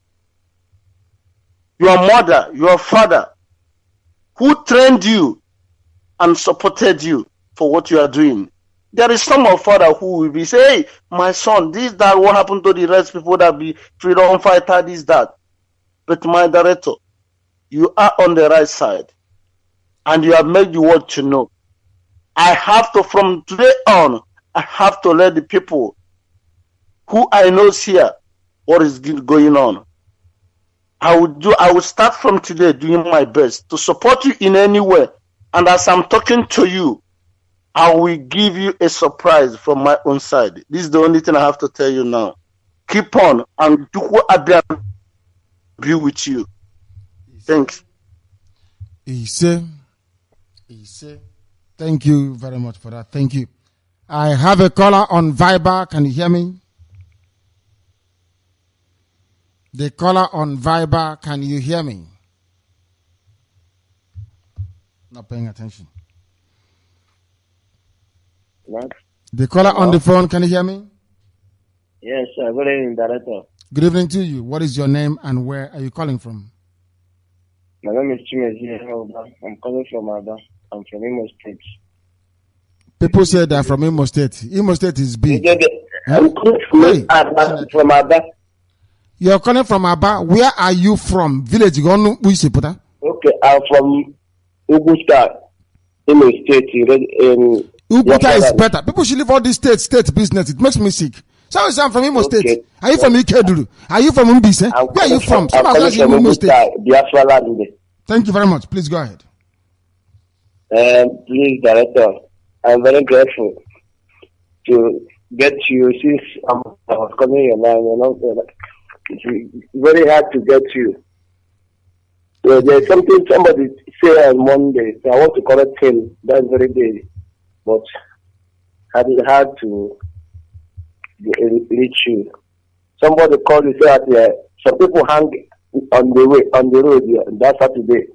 The people that hang on the road they didn't believe. But I want you to know that some of them is with the ammunition. That's why they don't want to come in. So they are there waiting for all these policemen, whether they can act. That's why they are hanging that place, because Abba is very angry. So we need Biafra today and tomorrow. So that's all. I'm very happy to you. Thank you very much. Please, Abba is just, we need Biafra. Abba is grateful for. That's why everybody came out and want to carry you up, because we need to tell you that yes, we are happy with you. Because people are saying that you will not come, but when they are seeing you, everybody was rejoicing. So, Director, I'm very, very happy. Thank you very much, Madam. May God, thank you. May the God Almighty bless you and bless your family. He said, and my wife is here. If she wants to talk with you, of course, she's free to. Hello? Hello, Director. Yes, my dear sister. Good evening. How are you? I'm okay, sir. Thank you. Thank you very much. But I'm really happy about what is happening. I want to say that God Almighty will bless you and enrich you nicely. He will protect you. Nothing that they will do shall reach you. The Lord is by your side. I know soon we shall have victory over them. Good night, sir. Good night to you. Thank you very much, my dear sister. Thank you very, very much. We are live and we are also direct. And Chukwu Okike Abiyama is in heaven and he is presiding over our activities here on earth. The caller on WhatsApp, can you hear me? Yeah, I can hear you, sir. Good evening, sir. Good evening to you. Please, what is your name and where are you calling from? Yeah, my name is Ifan Chukwu Igwe. I'm calling from Austria. From Austria. Thank you very much. From Ebonyi State in Biafra land. We are in Ebonyi. People say I don't like people saying that from this state. It makes me sick. We are in Ebonyi. Are you from Abakaliki? Are you from Ohosara? Yeah. Are you from Afibo? Yeah, are you from Iza? Where are you from? Somebody say Ebonyi State. I'm an Iza. You say you're from Iza? Simple. That's where you come from, not Ebonyi State. Thank you very much. Please go ahead. Yeah. Please, sir. I want to comment a little bit about spirituality, because you have been shouting to our people and trying to implicate the secret that is behind all this idol worshipping and all this name about Yahshua or Yeshua, whatever, because some people call it Yahshua, some people said Yeshua. It and all remain that two of them are the same. It remain the same thing. Yeah. So, and but the problem the people are having is that people are not informed. There's a lack of information deform a man. And I glorify the name of God for making you to be the leader of such people, even our people, because, and not only that, I thank Chukwu Abiyama for making you to know some secret. Because without spiritual knowledge that you have, I don't believe we would have gone far. Because the scripture made it clearly that listen unto him and hearken unto him, for he is the one who giveth you power to make wealth. It's talking about Yahshua. And when the children of Israel go into the battle with the name, they get victory. And I exalt the name of the Lord for what you are doing for us. But what I want to say, sir, is that in terms of spirituality, this name, Yahshua and Jesus Christ, because we have made research about that and we bought a lot of Bible, but actually we don't really know what the problem is all about, because that issues you are talking about, we try to check it out and see if it is true. But people said it is not true, because in the Greek name, that Isis does not rhyme together with what they translated to be Jesus or something like that. But in other words, what I prefer is, like as you usually say, that Yahshua is his name. And the Bible said this is the name that is given to us, which except no man will be saved. So it's better we call on this name, Yahweh Yeshua, because this is the true name of the Son of the Most High, so that we can address him directly for whom he is. And another thing I want to say is about these pastors, because some of our people are scared of actually, they are scared of leaving their churches and their pastors by the reason of some certain circumstances. Somebody like me, if it is not that I have went deep and get connected with the Most High myself, I wouldn't have maybe hacking onto some certain story that I'm hearing. Because sometimes the oppression, the Bible said in Excellency chapter 7 verse 7, that oppression maketh a wise man mad. And when people are being oppressed, maybe for instance, you talk about the voodoo that they're doing in Africa, and you talk about those juju and all those voodoo that they use to oppress people. And the Bible talks about witchcraft. And there's a lot of witches and wizards in Africa. Even among the politicians, they are all wizards and witches.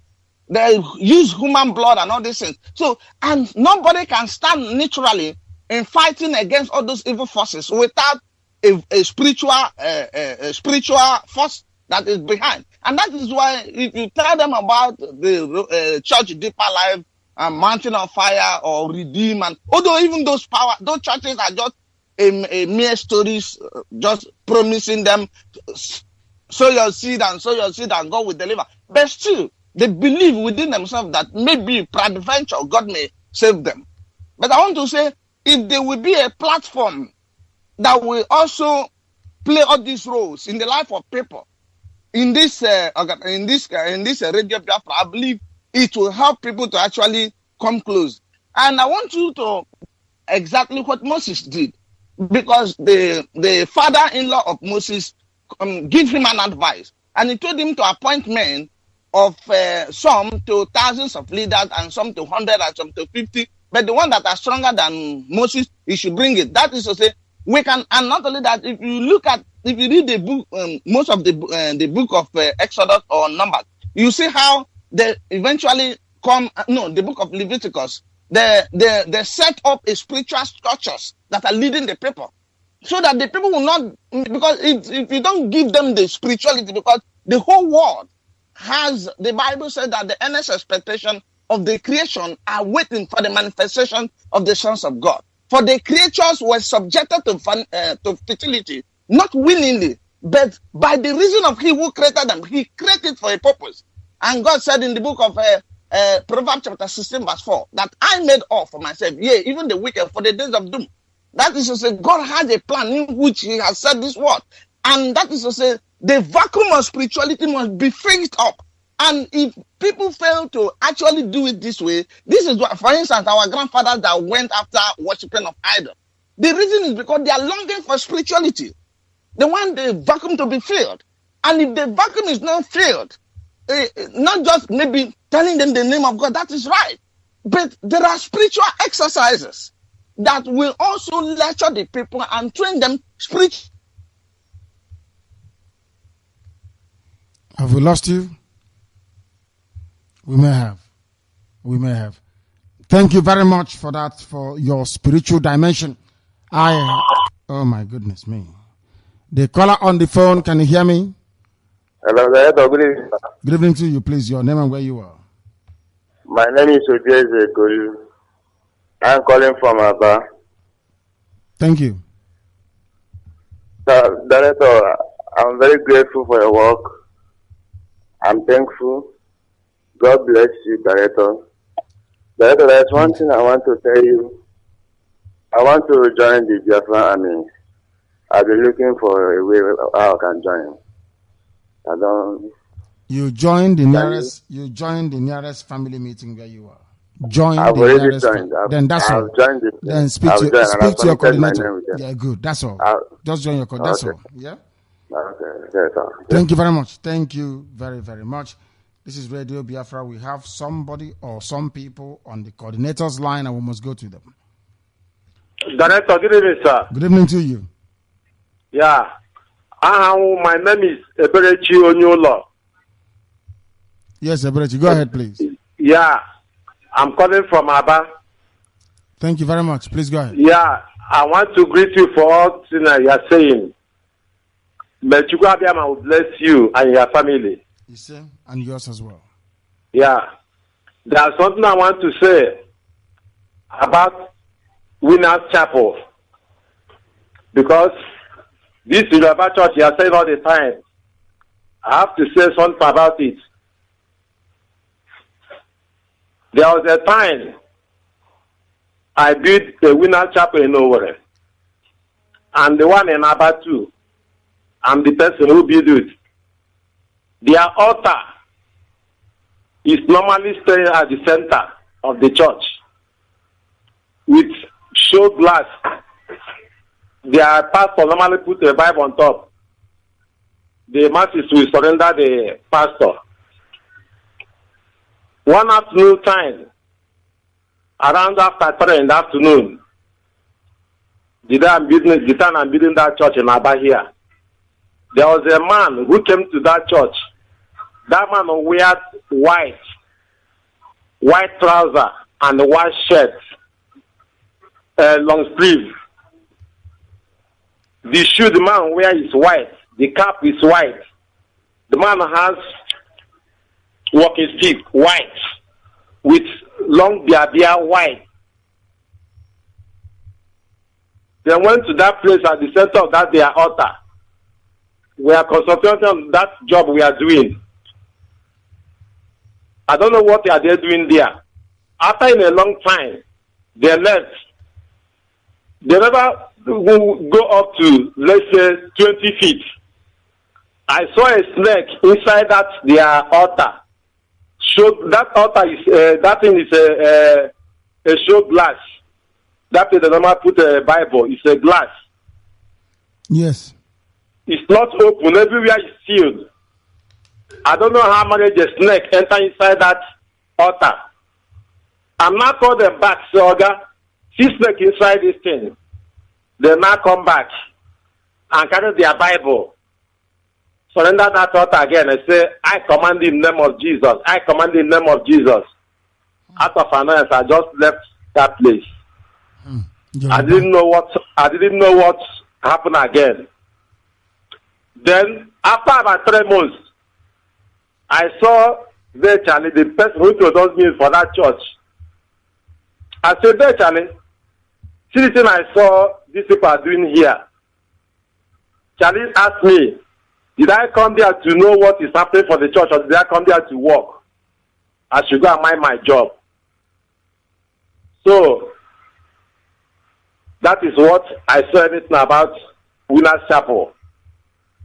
So what I'm saying is this Yoruba church you are saying all the time. I used my eye, I saw what happened there with my workers. It's true. Igbos, rise up and know what is happening. This thing, director is saying everything about church, Winners Chapel, all these Yoruba churches. It's true. Please, rise and know what is happening. Call your God. Make fasting. Say, God, if this church I'm going, there's something inside of it. Please, God, show me. I want to know. God will open your eyes and show you what is happening. Whether that church is a good church or it's not a good church. Call God and do fasting. Tell God that you want to see. God will show you. Please, Igbo, please, forget about that church you people are going. It's evil church. That's what I want to say about it. Director, may Chukwuabiama bless you and your family. All these things you are saying is the truth. Please, good night. Good night. Thank you very much. Of course, it's correct. We knew it was correct, and now you have confirmed it. These are cults, and they worship idol in it. It is a cult where people are basically only interested in making money, and they are all former Muslims. They are all former Muslims, all of them, from your Yodepo to the last person. They are praying for Biafra not to come, and the Biafran is building church for them. Church at Hoboponyo. Ask him, let the roof of the church collapse on the head of this idiot building church for Yoruba. Mad people. You are the ones responsible for our pain and our suffering. Yoruba is evil. Patently evil. Not all of them. I hasten to add. But those of them that take you to their churches, they are evil. Very evil. These are all Muslims, so they gave birth to them as Kabir. All of a sudden, it's Pastor Joshua. Of course, calling the name of an idol, a Greek idol. If you mention Jesus, it means a Greek idol. Jesus. Hail Zeus. That's the meaning of it. The proper name of the Son of Man is Yahweh. That's his name. Every other thing, every Sunday you worship idol. Why won't you have fuel scarcity? Why will you not have no power supply? You are worshiping an idol. It's a shock to some of you. So does it mean I shouldn't be saying blood of Jesus anymore? Say blood of Yahweh or blood of Yeshua. It's easier to pronounce. Blood of Yeshua. I can understand that. Once you say blood of Jesus, you're an idol worshiper. Simple as that. Go and do your research very well. Somebody is trying to challenge. The matter is that they don't know. My zoo university. Zoo. Hey, monkeys and baboons. Where there is no intellectual rigor. Ask an Englishman. Yeshua came to this earth and lived and preached over 2,000 years ago. You call him Jesus. First of all, is there any J in Hebrew language? The answer is no. Was there any Hebrew person, any Israeli called J before? The answer is no. So, how come then you have J? Because the Europeans added it. Was it added by the Greeks? The answer is no. It was added by that very axis of English coming to Rome. Yesu and Jesus. Everybody have their own. No? One is Yesu. One is Jesus. The other one is, what is it? I've forgotten the other name as well. Everybody have their own brand. Some people go to church to worship Chukwu Abiyama in truth and honesty. I know that for sure. Most of you go to church to worship honestly and truthfully. But I'm sorry to tell you, you've been calling the name of an idol. Arosi, Zeus. That's who you've been calling his name. Not Yeshua or Yahweh Yeshua, as I prefer to call him. The caller on the phone, can you hear me? Yeah, I can hear you. Thank you very much. Please turn your system down, your name and where you are. Turn your system down. He will be shocked to hear his voice in a minute. That is how daft people are. They don't listen and reason. That is why only 5,000 men conquered the whole of West Africa. 5,000 white men. Because Africans don't reason. If you call Radio Biafra, you must speak. Once I can hear you and tell you to go ahead, it means you are live on air. By the time you drop your phone, if you go back, you'll still be able to catch the tail end of your voice. Because of a natural delay in sound transmission, it is nature.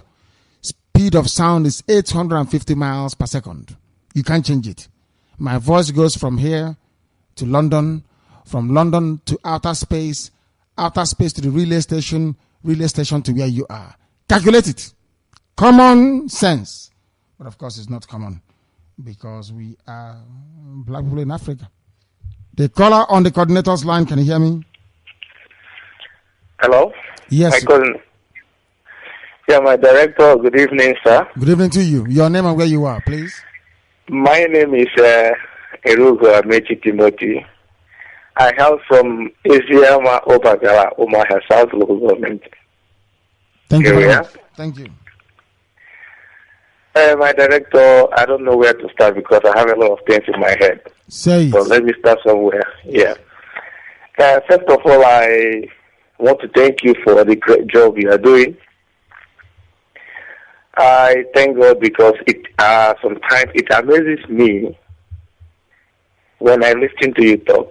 When you speak, you've removed every ghost. You have almost removed all the ghost pimples from my body.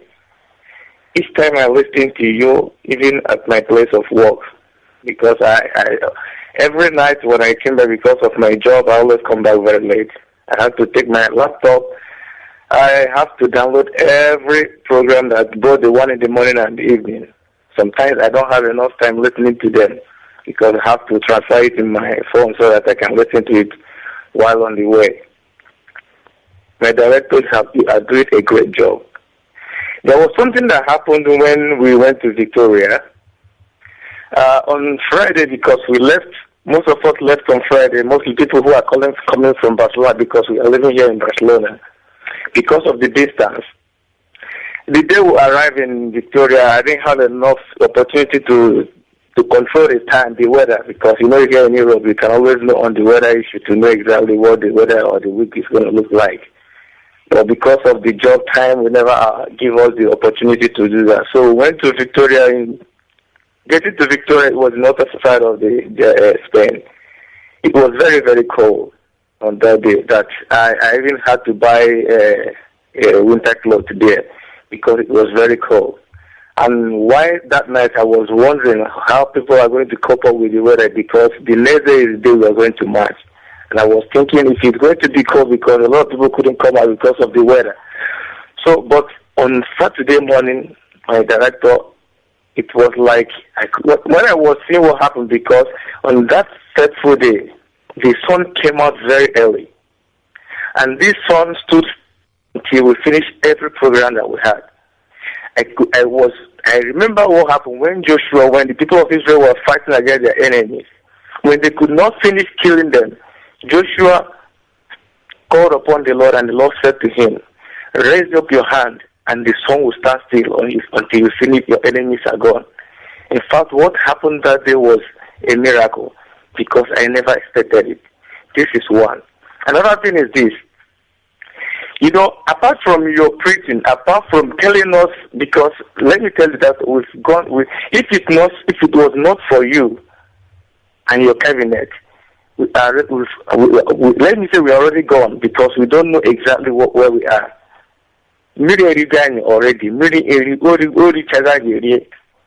It's unfortunate that up to this moment people don't really have not been able to realize this. Well, I don't blame them, because I could hear you one day saying that it took 2 years for you to come to this town to make a decision of coming to. There are people who are still trying to know. They don't know what is. Well, at least I pray with time they will come to their senses. Each time I'm listening to you, I feel this spirit in me that you are truly a God sent. Because when you speak, maybe you don't know. What I used to discuss with my friend from Germany, I tell him, one day you make a ozioma, because what we call this is ozioma. And ozioma is when you see a great pastor, when he's preaching, everybody, the crowd comes. When he's talking, nobody's talking. When he finishes, the crowd is gone. Everybody starts going home. Then people can now start discussing. Each time you start talking, I'm telling you, the world stands still. Nobody is talking. No one needs to be distracted. Everybody wants to pick every drop of your words. And I'm telling you, why the most important thing, or the most good thing about this is this. Even to the last statement you're going to make in this radio broadcast, nobody wants to miss it. It's not that when you finish the news that people are, let me go, let people come. Because whenever you open your mouth to say something, you always have something different to say. And whatever you say is something that touches heart. You are not preaching, my director. You are telling us the word of God, the gospel of God. And one thing again I enjoy so much this morning, because I enjoy listening to you. Before I went to work, we were talking about the cultism in Nigeria, in that zoo. Even in our own Biafra land, the kidnapping and every malice behavior that our people are doing. I'm telling you, Director, you are telling us how this Biafra land is going to be. That is my observation, and I enjoy this so much, because it is not going to be a land where that when we achieve our Biafra, that people will continue stealing, people will continue kidnapping, there will be more cultism, there will be so much fraudulence and so on and so forth. You are telling us how it's going to be. In fact, when I was in Victoria on Saturday, when I saw this land, I was dancing. I've never I don't think I've ever danced the way I danced on Saturday in my life. And people were asking me, what happened? Why are you so happy? I told them, when I see Victoria, because if you've been to Victoria, you know that Victoria is a very beautiful city. It's lovely. When you say that we are going to have a city more deep, very, very, I don't know how to say it. When I see Victoria and I ask them, what does this people? They say they only depend on their wood. And one other thing I don't remember. And I say, we have all these things. If we have somebody who can build this city like this, I don't know how it's going to be. I don't know the joy it will be that you are working and you are paying the tax and the government is investing on the tax. Because most of the Europeans basically do their city basically on the tax they get from the citizens. So, my director, I'm telling you, up to this moment, I have not regained my voice back because I sang and shouted everything. I was shouting on top of my, I was singing on top of my, because I was very, very, very happy. I am very, very, very happy. And it's unfortunate that I've not had people from Omar, from Obaka. I've not had anybody. All this one has been listening to this. I've not had anyone from my community. It is very, very unfortunate. I don't know why. I don't know if they've not had this news. My director, I'm telling you, Imam Mezu and all the whole people who are contributing to this, you don't know what you are doing to many souls. You have raising the dead souls. If it was not for you people, we are totally gone. We are totally gone. I'm telling you from my heart. And I thank God for your parents. I thank God for your parents. I thank God for your wife. And I thank God for bringing you. You are Elijah. There is a song that we sing in Advent. They said that Elijah raised his hand up and the sun stood still. That is how our problem will stand still when we raise our hand. You have raised our hand up. The Biafra hand is up, and our enemies, they will surely come to say that these people really came from God. Of course. Thank you very, very much. Thank you, my dear brother. God will bless you. Yes. God will bless you. We bless your family. We bless all the IPOs. About you, that is what I know about for, because they can never disappoint you. It is a place I came from, and I trust them. May Chukwabama Adiyama bless every family, everybody. Those who are contributing, even those who are not contributing, they will surely come to contribute. I know them. About my director, my able director, I know you not give up, because there's a word you said. You said, instead of this thing not to come to pass, that you prefer to give your soul, that you have swear that you are going to die for Biafra not to come. I think that word is enough. I don't need any other thing. I'm very happy. I want to take my bag. I'm telling my co-workers that I'm waiting for Biafra to come so that I can carry my bag and go home. If it takes me to be cleaning the street, to earn a living cleaning street, it doesn't matter, because here in Europe, a cleaner rides one of the best cars. A cleaner can own a house. A cleaner can do whatever. Even the richest man, they go in the same cafe bar and take coffee. How can you steal when you have income? I don't know if we think about it. If we have means of living, what joy do we derive stealing from other people? It is because we don't have. We have a lot of our girls here on the street doing all jobs. Our men doing many things because we want to survive. Whereas in our home, in our country, and where we came from, we have all these things. Sometimes when I discuss with people, they tell me, your country is very, very rich. Why are you people suffering? Well, thank God for you and Barrister and other IOP members. May Chukwu Abema continue to bless you people. Keep on working. We are praying for you. Nothing will happen. God is on your side. Because God said the one with God is more than majority. As long as God is with you, nobody will stop you. Thank you, my director, and God bless you. Thank you very much. Thank you, and good night to you. Thank you very much. Thank you very, very much. There is a document circulating about the state of, is it Illinois or is it Massachusetts, a state in America, giving us a date officially. I don't know if it is true or if it's the forged document. I don't know. It's the state of Illinois. I want this document to be looked at by COC as a matter of urgency to confirm its authenticity. I can see Governor Quinn's signature here. Governor Pat Quinn is the He's the governor of the state of Illinois. It is a proclamation under seal that Biafra Day in Illinois, which is a state in America, Chicago, will be on the 20th. I don't know how authentic this very document is. A proclamation from the office of the governor of Illinois. We are still investigating it. We will bring you further news on that later on. We are live and we are direct. I will go to the caller on WhatsApp to see what they make of our presentation this evening. Can you hear me? The caller on WhatsApp, this is Radio Biafra. Yeah, Director, good evening. Good evening to you. Please, 2 minutes, your name and where you are. Then you proceed. Yeah, my name is Izuchukwu Menife. I'm from Aloni, Demerit South, Anambra State. I live in Magdeburg, Germany. Thank you very much. Go ahead. Director, you are a good man. And so you are kind. You are a good man. Thank you. Thank you. You're a good man. There's no doubt about it. You're a good man. Thank you. And you're a good man. And also, Barasema Mezo also is a good man. And also, Uchenafo also is a good man also. Thank you. And I think it's even good that sometimes Uchenafo has to be calling in the program sometimes, so that people also will be aware of who he is also. Yes. Doctor, something on your program in the morning, there was a military officer that called in that said that he shot one of his colleagues in, I think, in Niger City, if I'm not mistaken. Yes. And the person that he said that he shot was an Hausa man. Mm-hmm.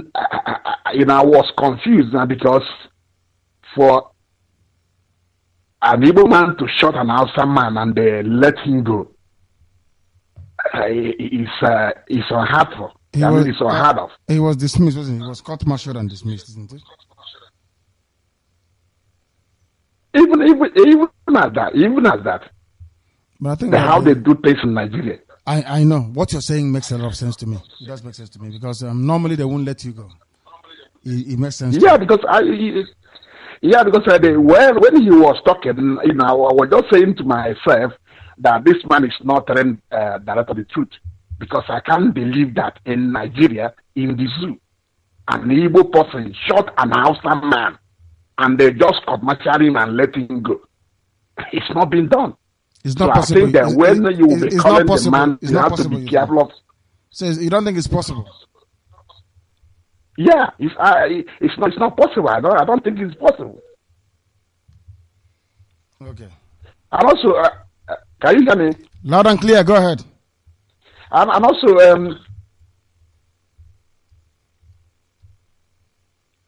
hello. Connectivity issues. That is the problem we are having. He was here 1 minute, and the next, he is no longer there. Not very good, if you ask me. Not good. The caller on Viber, can you hear me? The caller on Viber, can you hear me?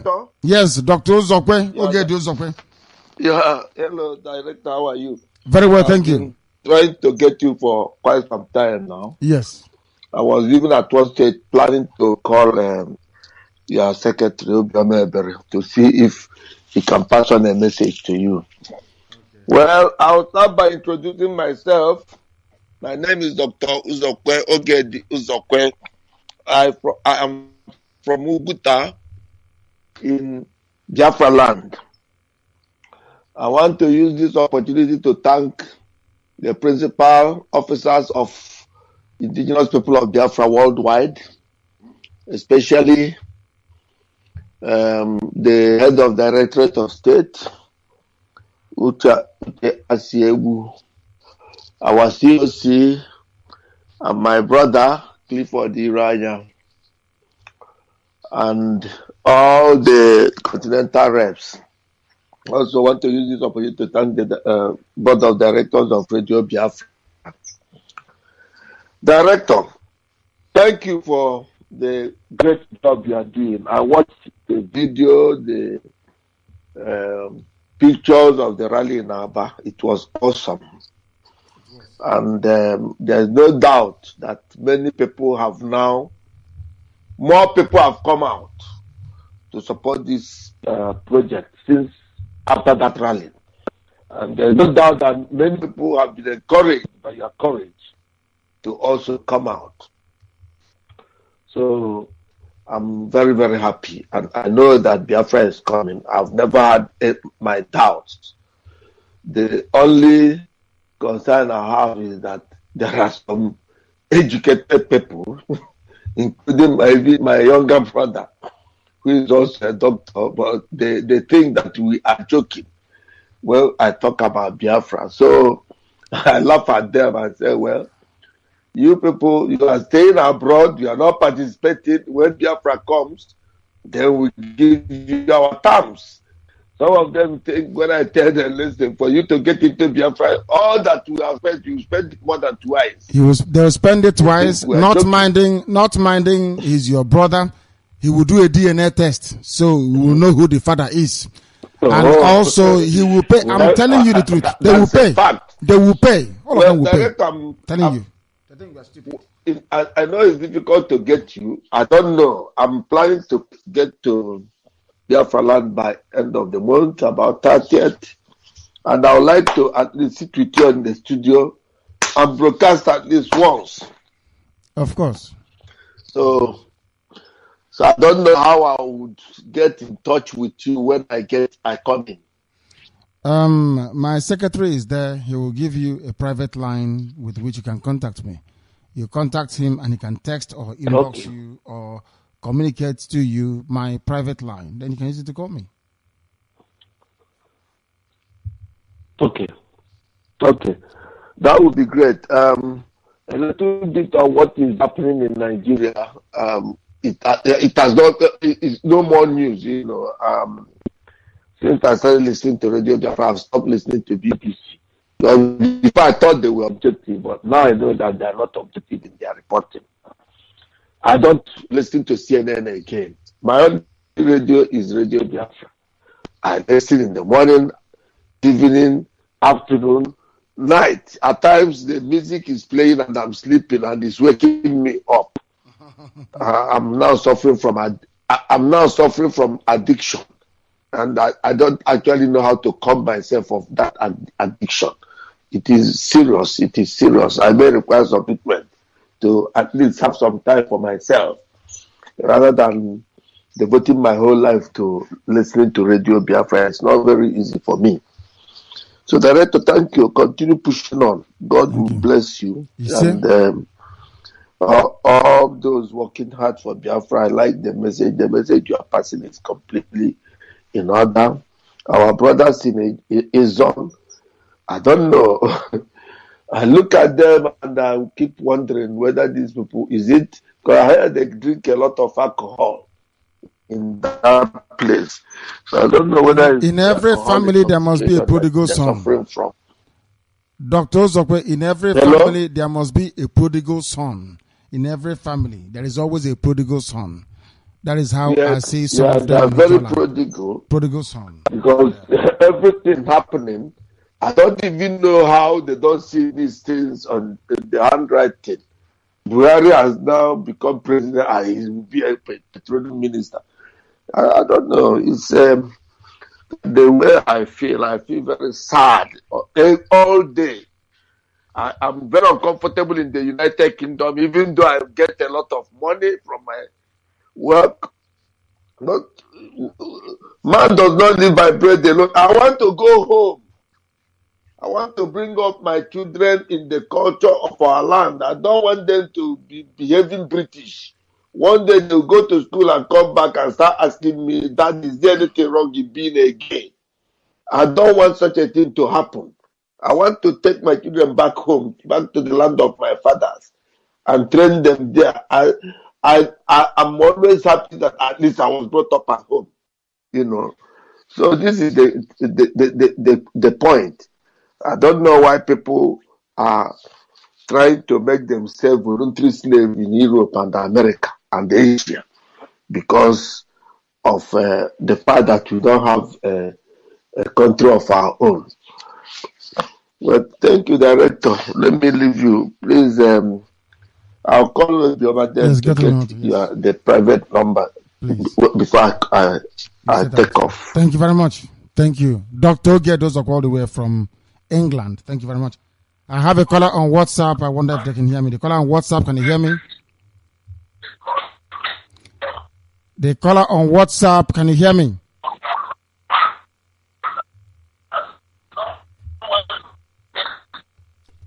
The caller on the phone, can you hear me? Hello, good morning, Director. Good evening from here, please. What is your name and where exactly are you calling from? Okay, Director, my name is Mazi Nnamdi Kanu. I am calling you right from Jakarta, Indonesia. Jakarta, Indonesia. Thank you. Yes, yeah. So I am from India, local government area in Biafra. Yes. Yeah, Director, to be honest with you, I must congratulate you, I must thank you for wonderful job you are doing in Biafra. Thank you. And at the same time, I want to tell you that once you are in this grave, that if people are not criticizing you, that means you are nobody. I know. And at the same time, you must know that many people are with you, and many people must come against you. But my prayer is that they can never do anything to your life because you are being ordained by God to do this work. Thank you. Secondly, Director, it has not been a long time that I've been starting listening to Radio Biafra, but it has become part of me.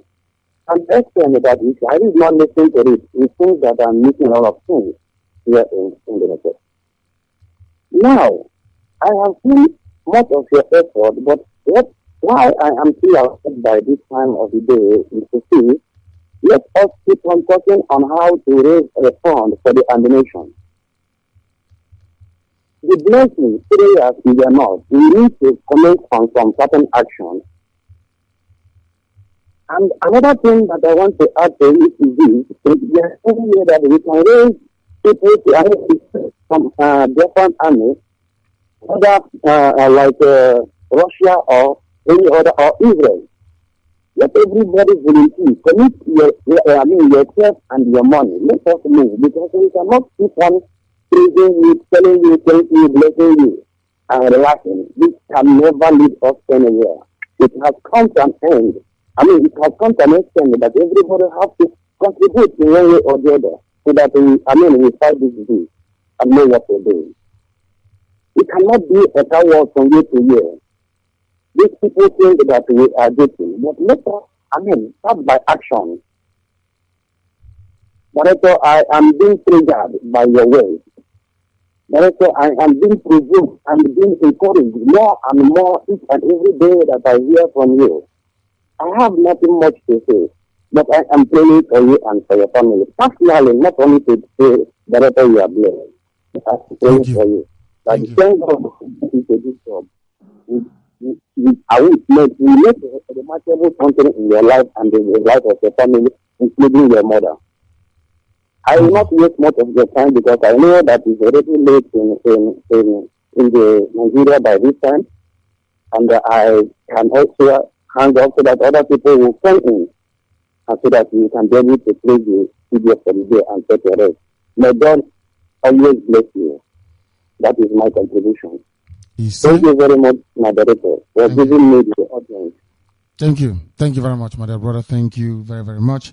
We are live and we are direct, and this is Radio Biafra. We must move very speedily to closure because it's been a marathon of a day.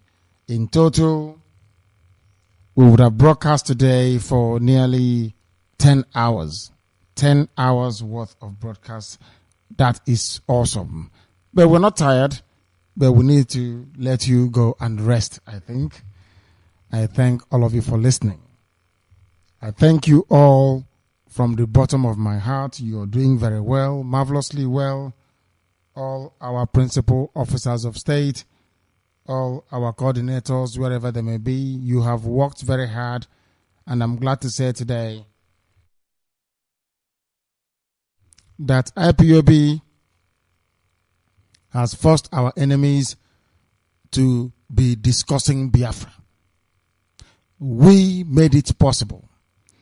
We have not paid anybody to talk about us. We have not colluded with anybody to soften our message. We have boldly been where others cannot tread. All that is left for our detractors is to keep fabricating lie upon lie, and I love compounding those lies. I love it. When we prove that they are liars time and time again, I love it. People will come to you, they will try to deceive you. The devil is working overtime. If the BBC can be against you, then imagine what Yoruba is doing to you.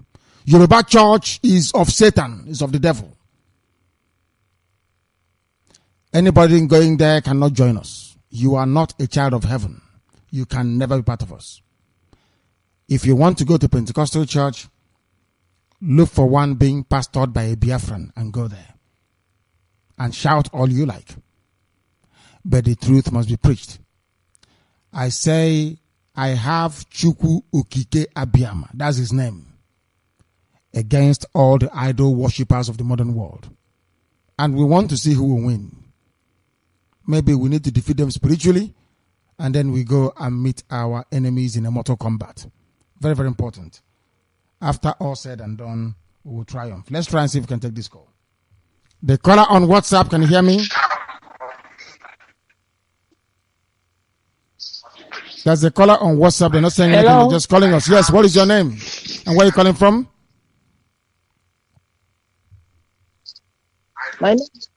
I'm calling from Biafra and Isunjaba local government. And what is your name, please? My name is Duri from Abiven. Thank you. Please go ahead. My name is Duru Ifoma. Thank you, but turn down your radio. I just want to thank you for what turn your radio down. Please, madam, turn your radio down so we can hear you very well, please. And when you speak, you continue speaking. You don't stop. Don't wait for any echo to come back at you. Just continue talking, please. Go ahead. Okay. Thank you. I just want to thank you for what I've been doing for Biafra people. I say let you probably continue to Thank you. It's gone. Trying to use WhatsApp to call somebody in the zoo is like pulling teeth. Almost impossible. But thank you very much, my dear sister, for your call. Thank you. We are here to do a job which must be executed. The enemies of Biafra will try. And the more enemies we have, the better. People often say to me that we lost the war because we were not diplomatic enough. We did not cultivate as many friends as possible. And I said to them, have you read the history of Israel? I recommend you read the very interesting abbreviated version of it. Go and read Leon Uris's Exodus. The name of the book is called Exodus. Go and read it. It's a masterpiece. Go and read it. It will tell you all you need to know. Israel was hated by everybody. Nobody wanted them to survive. Nobody wished them well. They knew that if they fail to rely on themselves, they will become extinct. They fought very hard, and today they are the mighty men of valor. They are the last line of defense between darkness, tyranny, oppression, and pedophilia, and decency. Biafra represents the same thing. I want all the enemies of Biafra to gather. We want to test if indeed Chukwu Okike Abiyama is the creator of the heavens and the earth. All these armies will come against us. All these very powerful interests will come against us. But Chukwu Okike Abiyama will stand before us and will go into battle before us, and our enemies will be smitten. We cannot lose this war. We can't lose it. I'm telling you the truth. Before heaven and earth, we can never lose. I did not send myself to come. Heaven knows. Chukwu Okike Abiyama did. Everything we preach here is his gospel. If you want to be free, then you listen. We will not fail you. Mere mortals may, but not us. The only achievement I will be judged by in my life is, did Biafra come under your watch? Not if I'm successful or not as a human being, but did Biafra come? That is why I'm in a hurry. You need to forgive me. I am not a career freedom fighter. We need to move hastily. We need to raise funds for serious armaments. I want to place nothing less than 2 million men under arms. Imagine when you buy 2 million rifles, how much it will cost. I want to destroy this zoo within 7 days, and we will do it. I will command this army and we will win. I thank you for listening this very evening, wherever you are, whatever you are doing. Biafra is our religion, not Yoruba churches.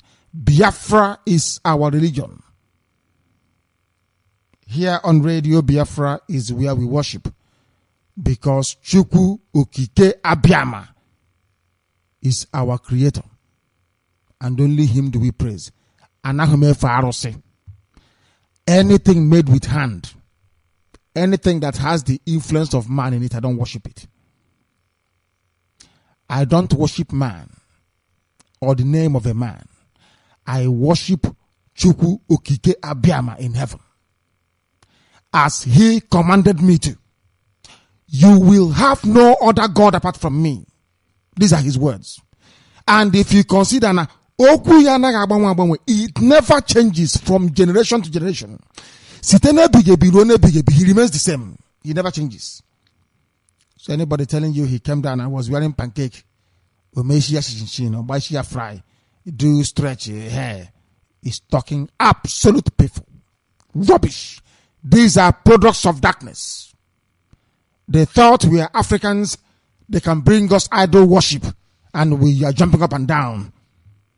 If you are not worshiping Chukwu Okike Abiama in truth and honesty, you are an idol worshiper. Go to Exodus chapter 20, it is there. The word of the Most High, not the word of man. He will bless you, he will guide you, he will sustain you, he will give you common sense and decency. Chukwu Okike Abiama will open up your eyes that you may embrace the truth and light, of course. But in the end, he will always bless Biafra more than anything else, because Biafra happens to be his inheritance. Also, from me, from here, this very moment, accept not only my greeting, but also my appreciation for the wonderful 30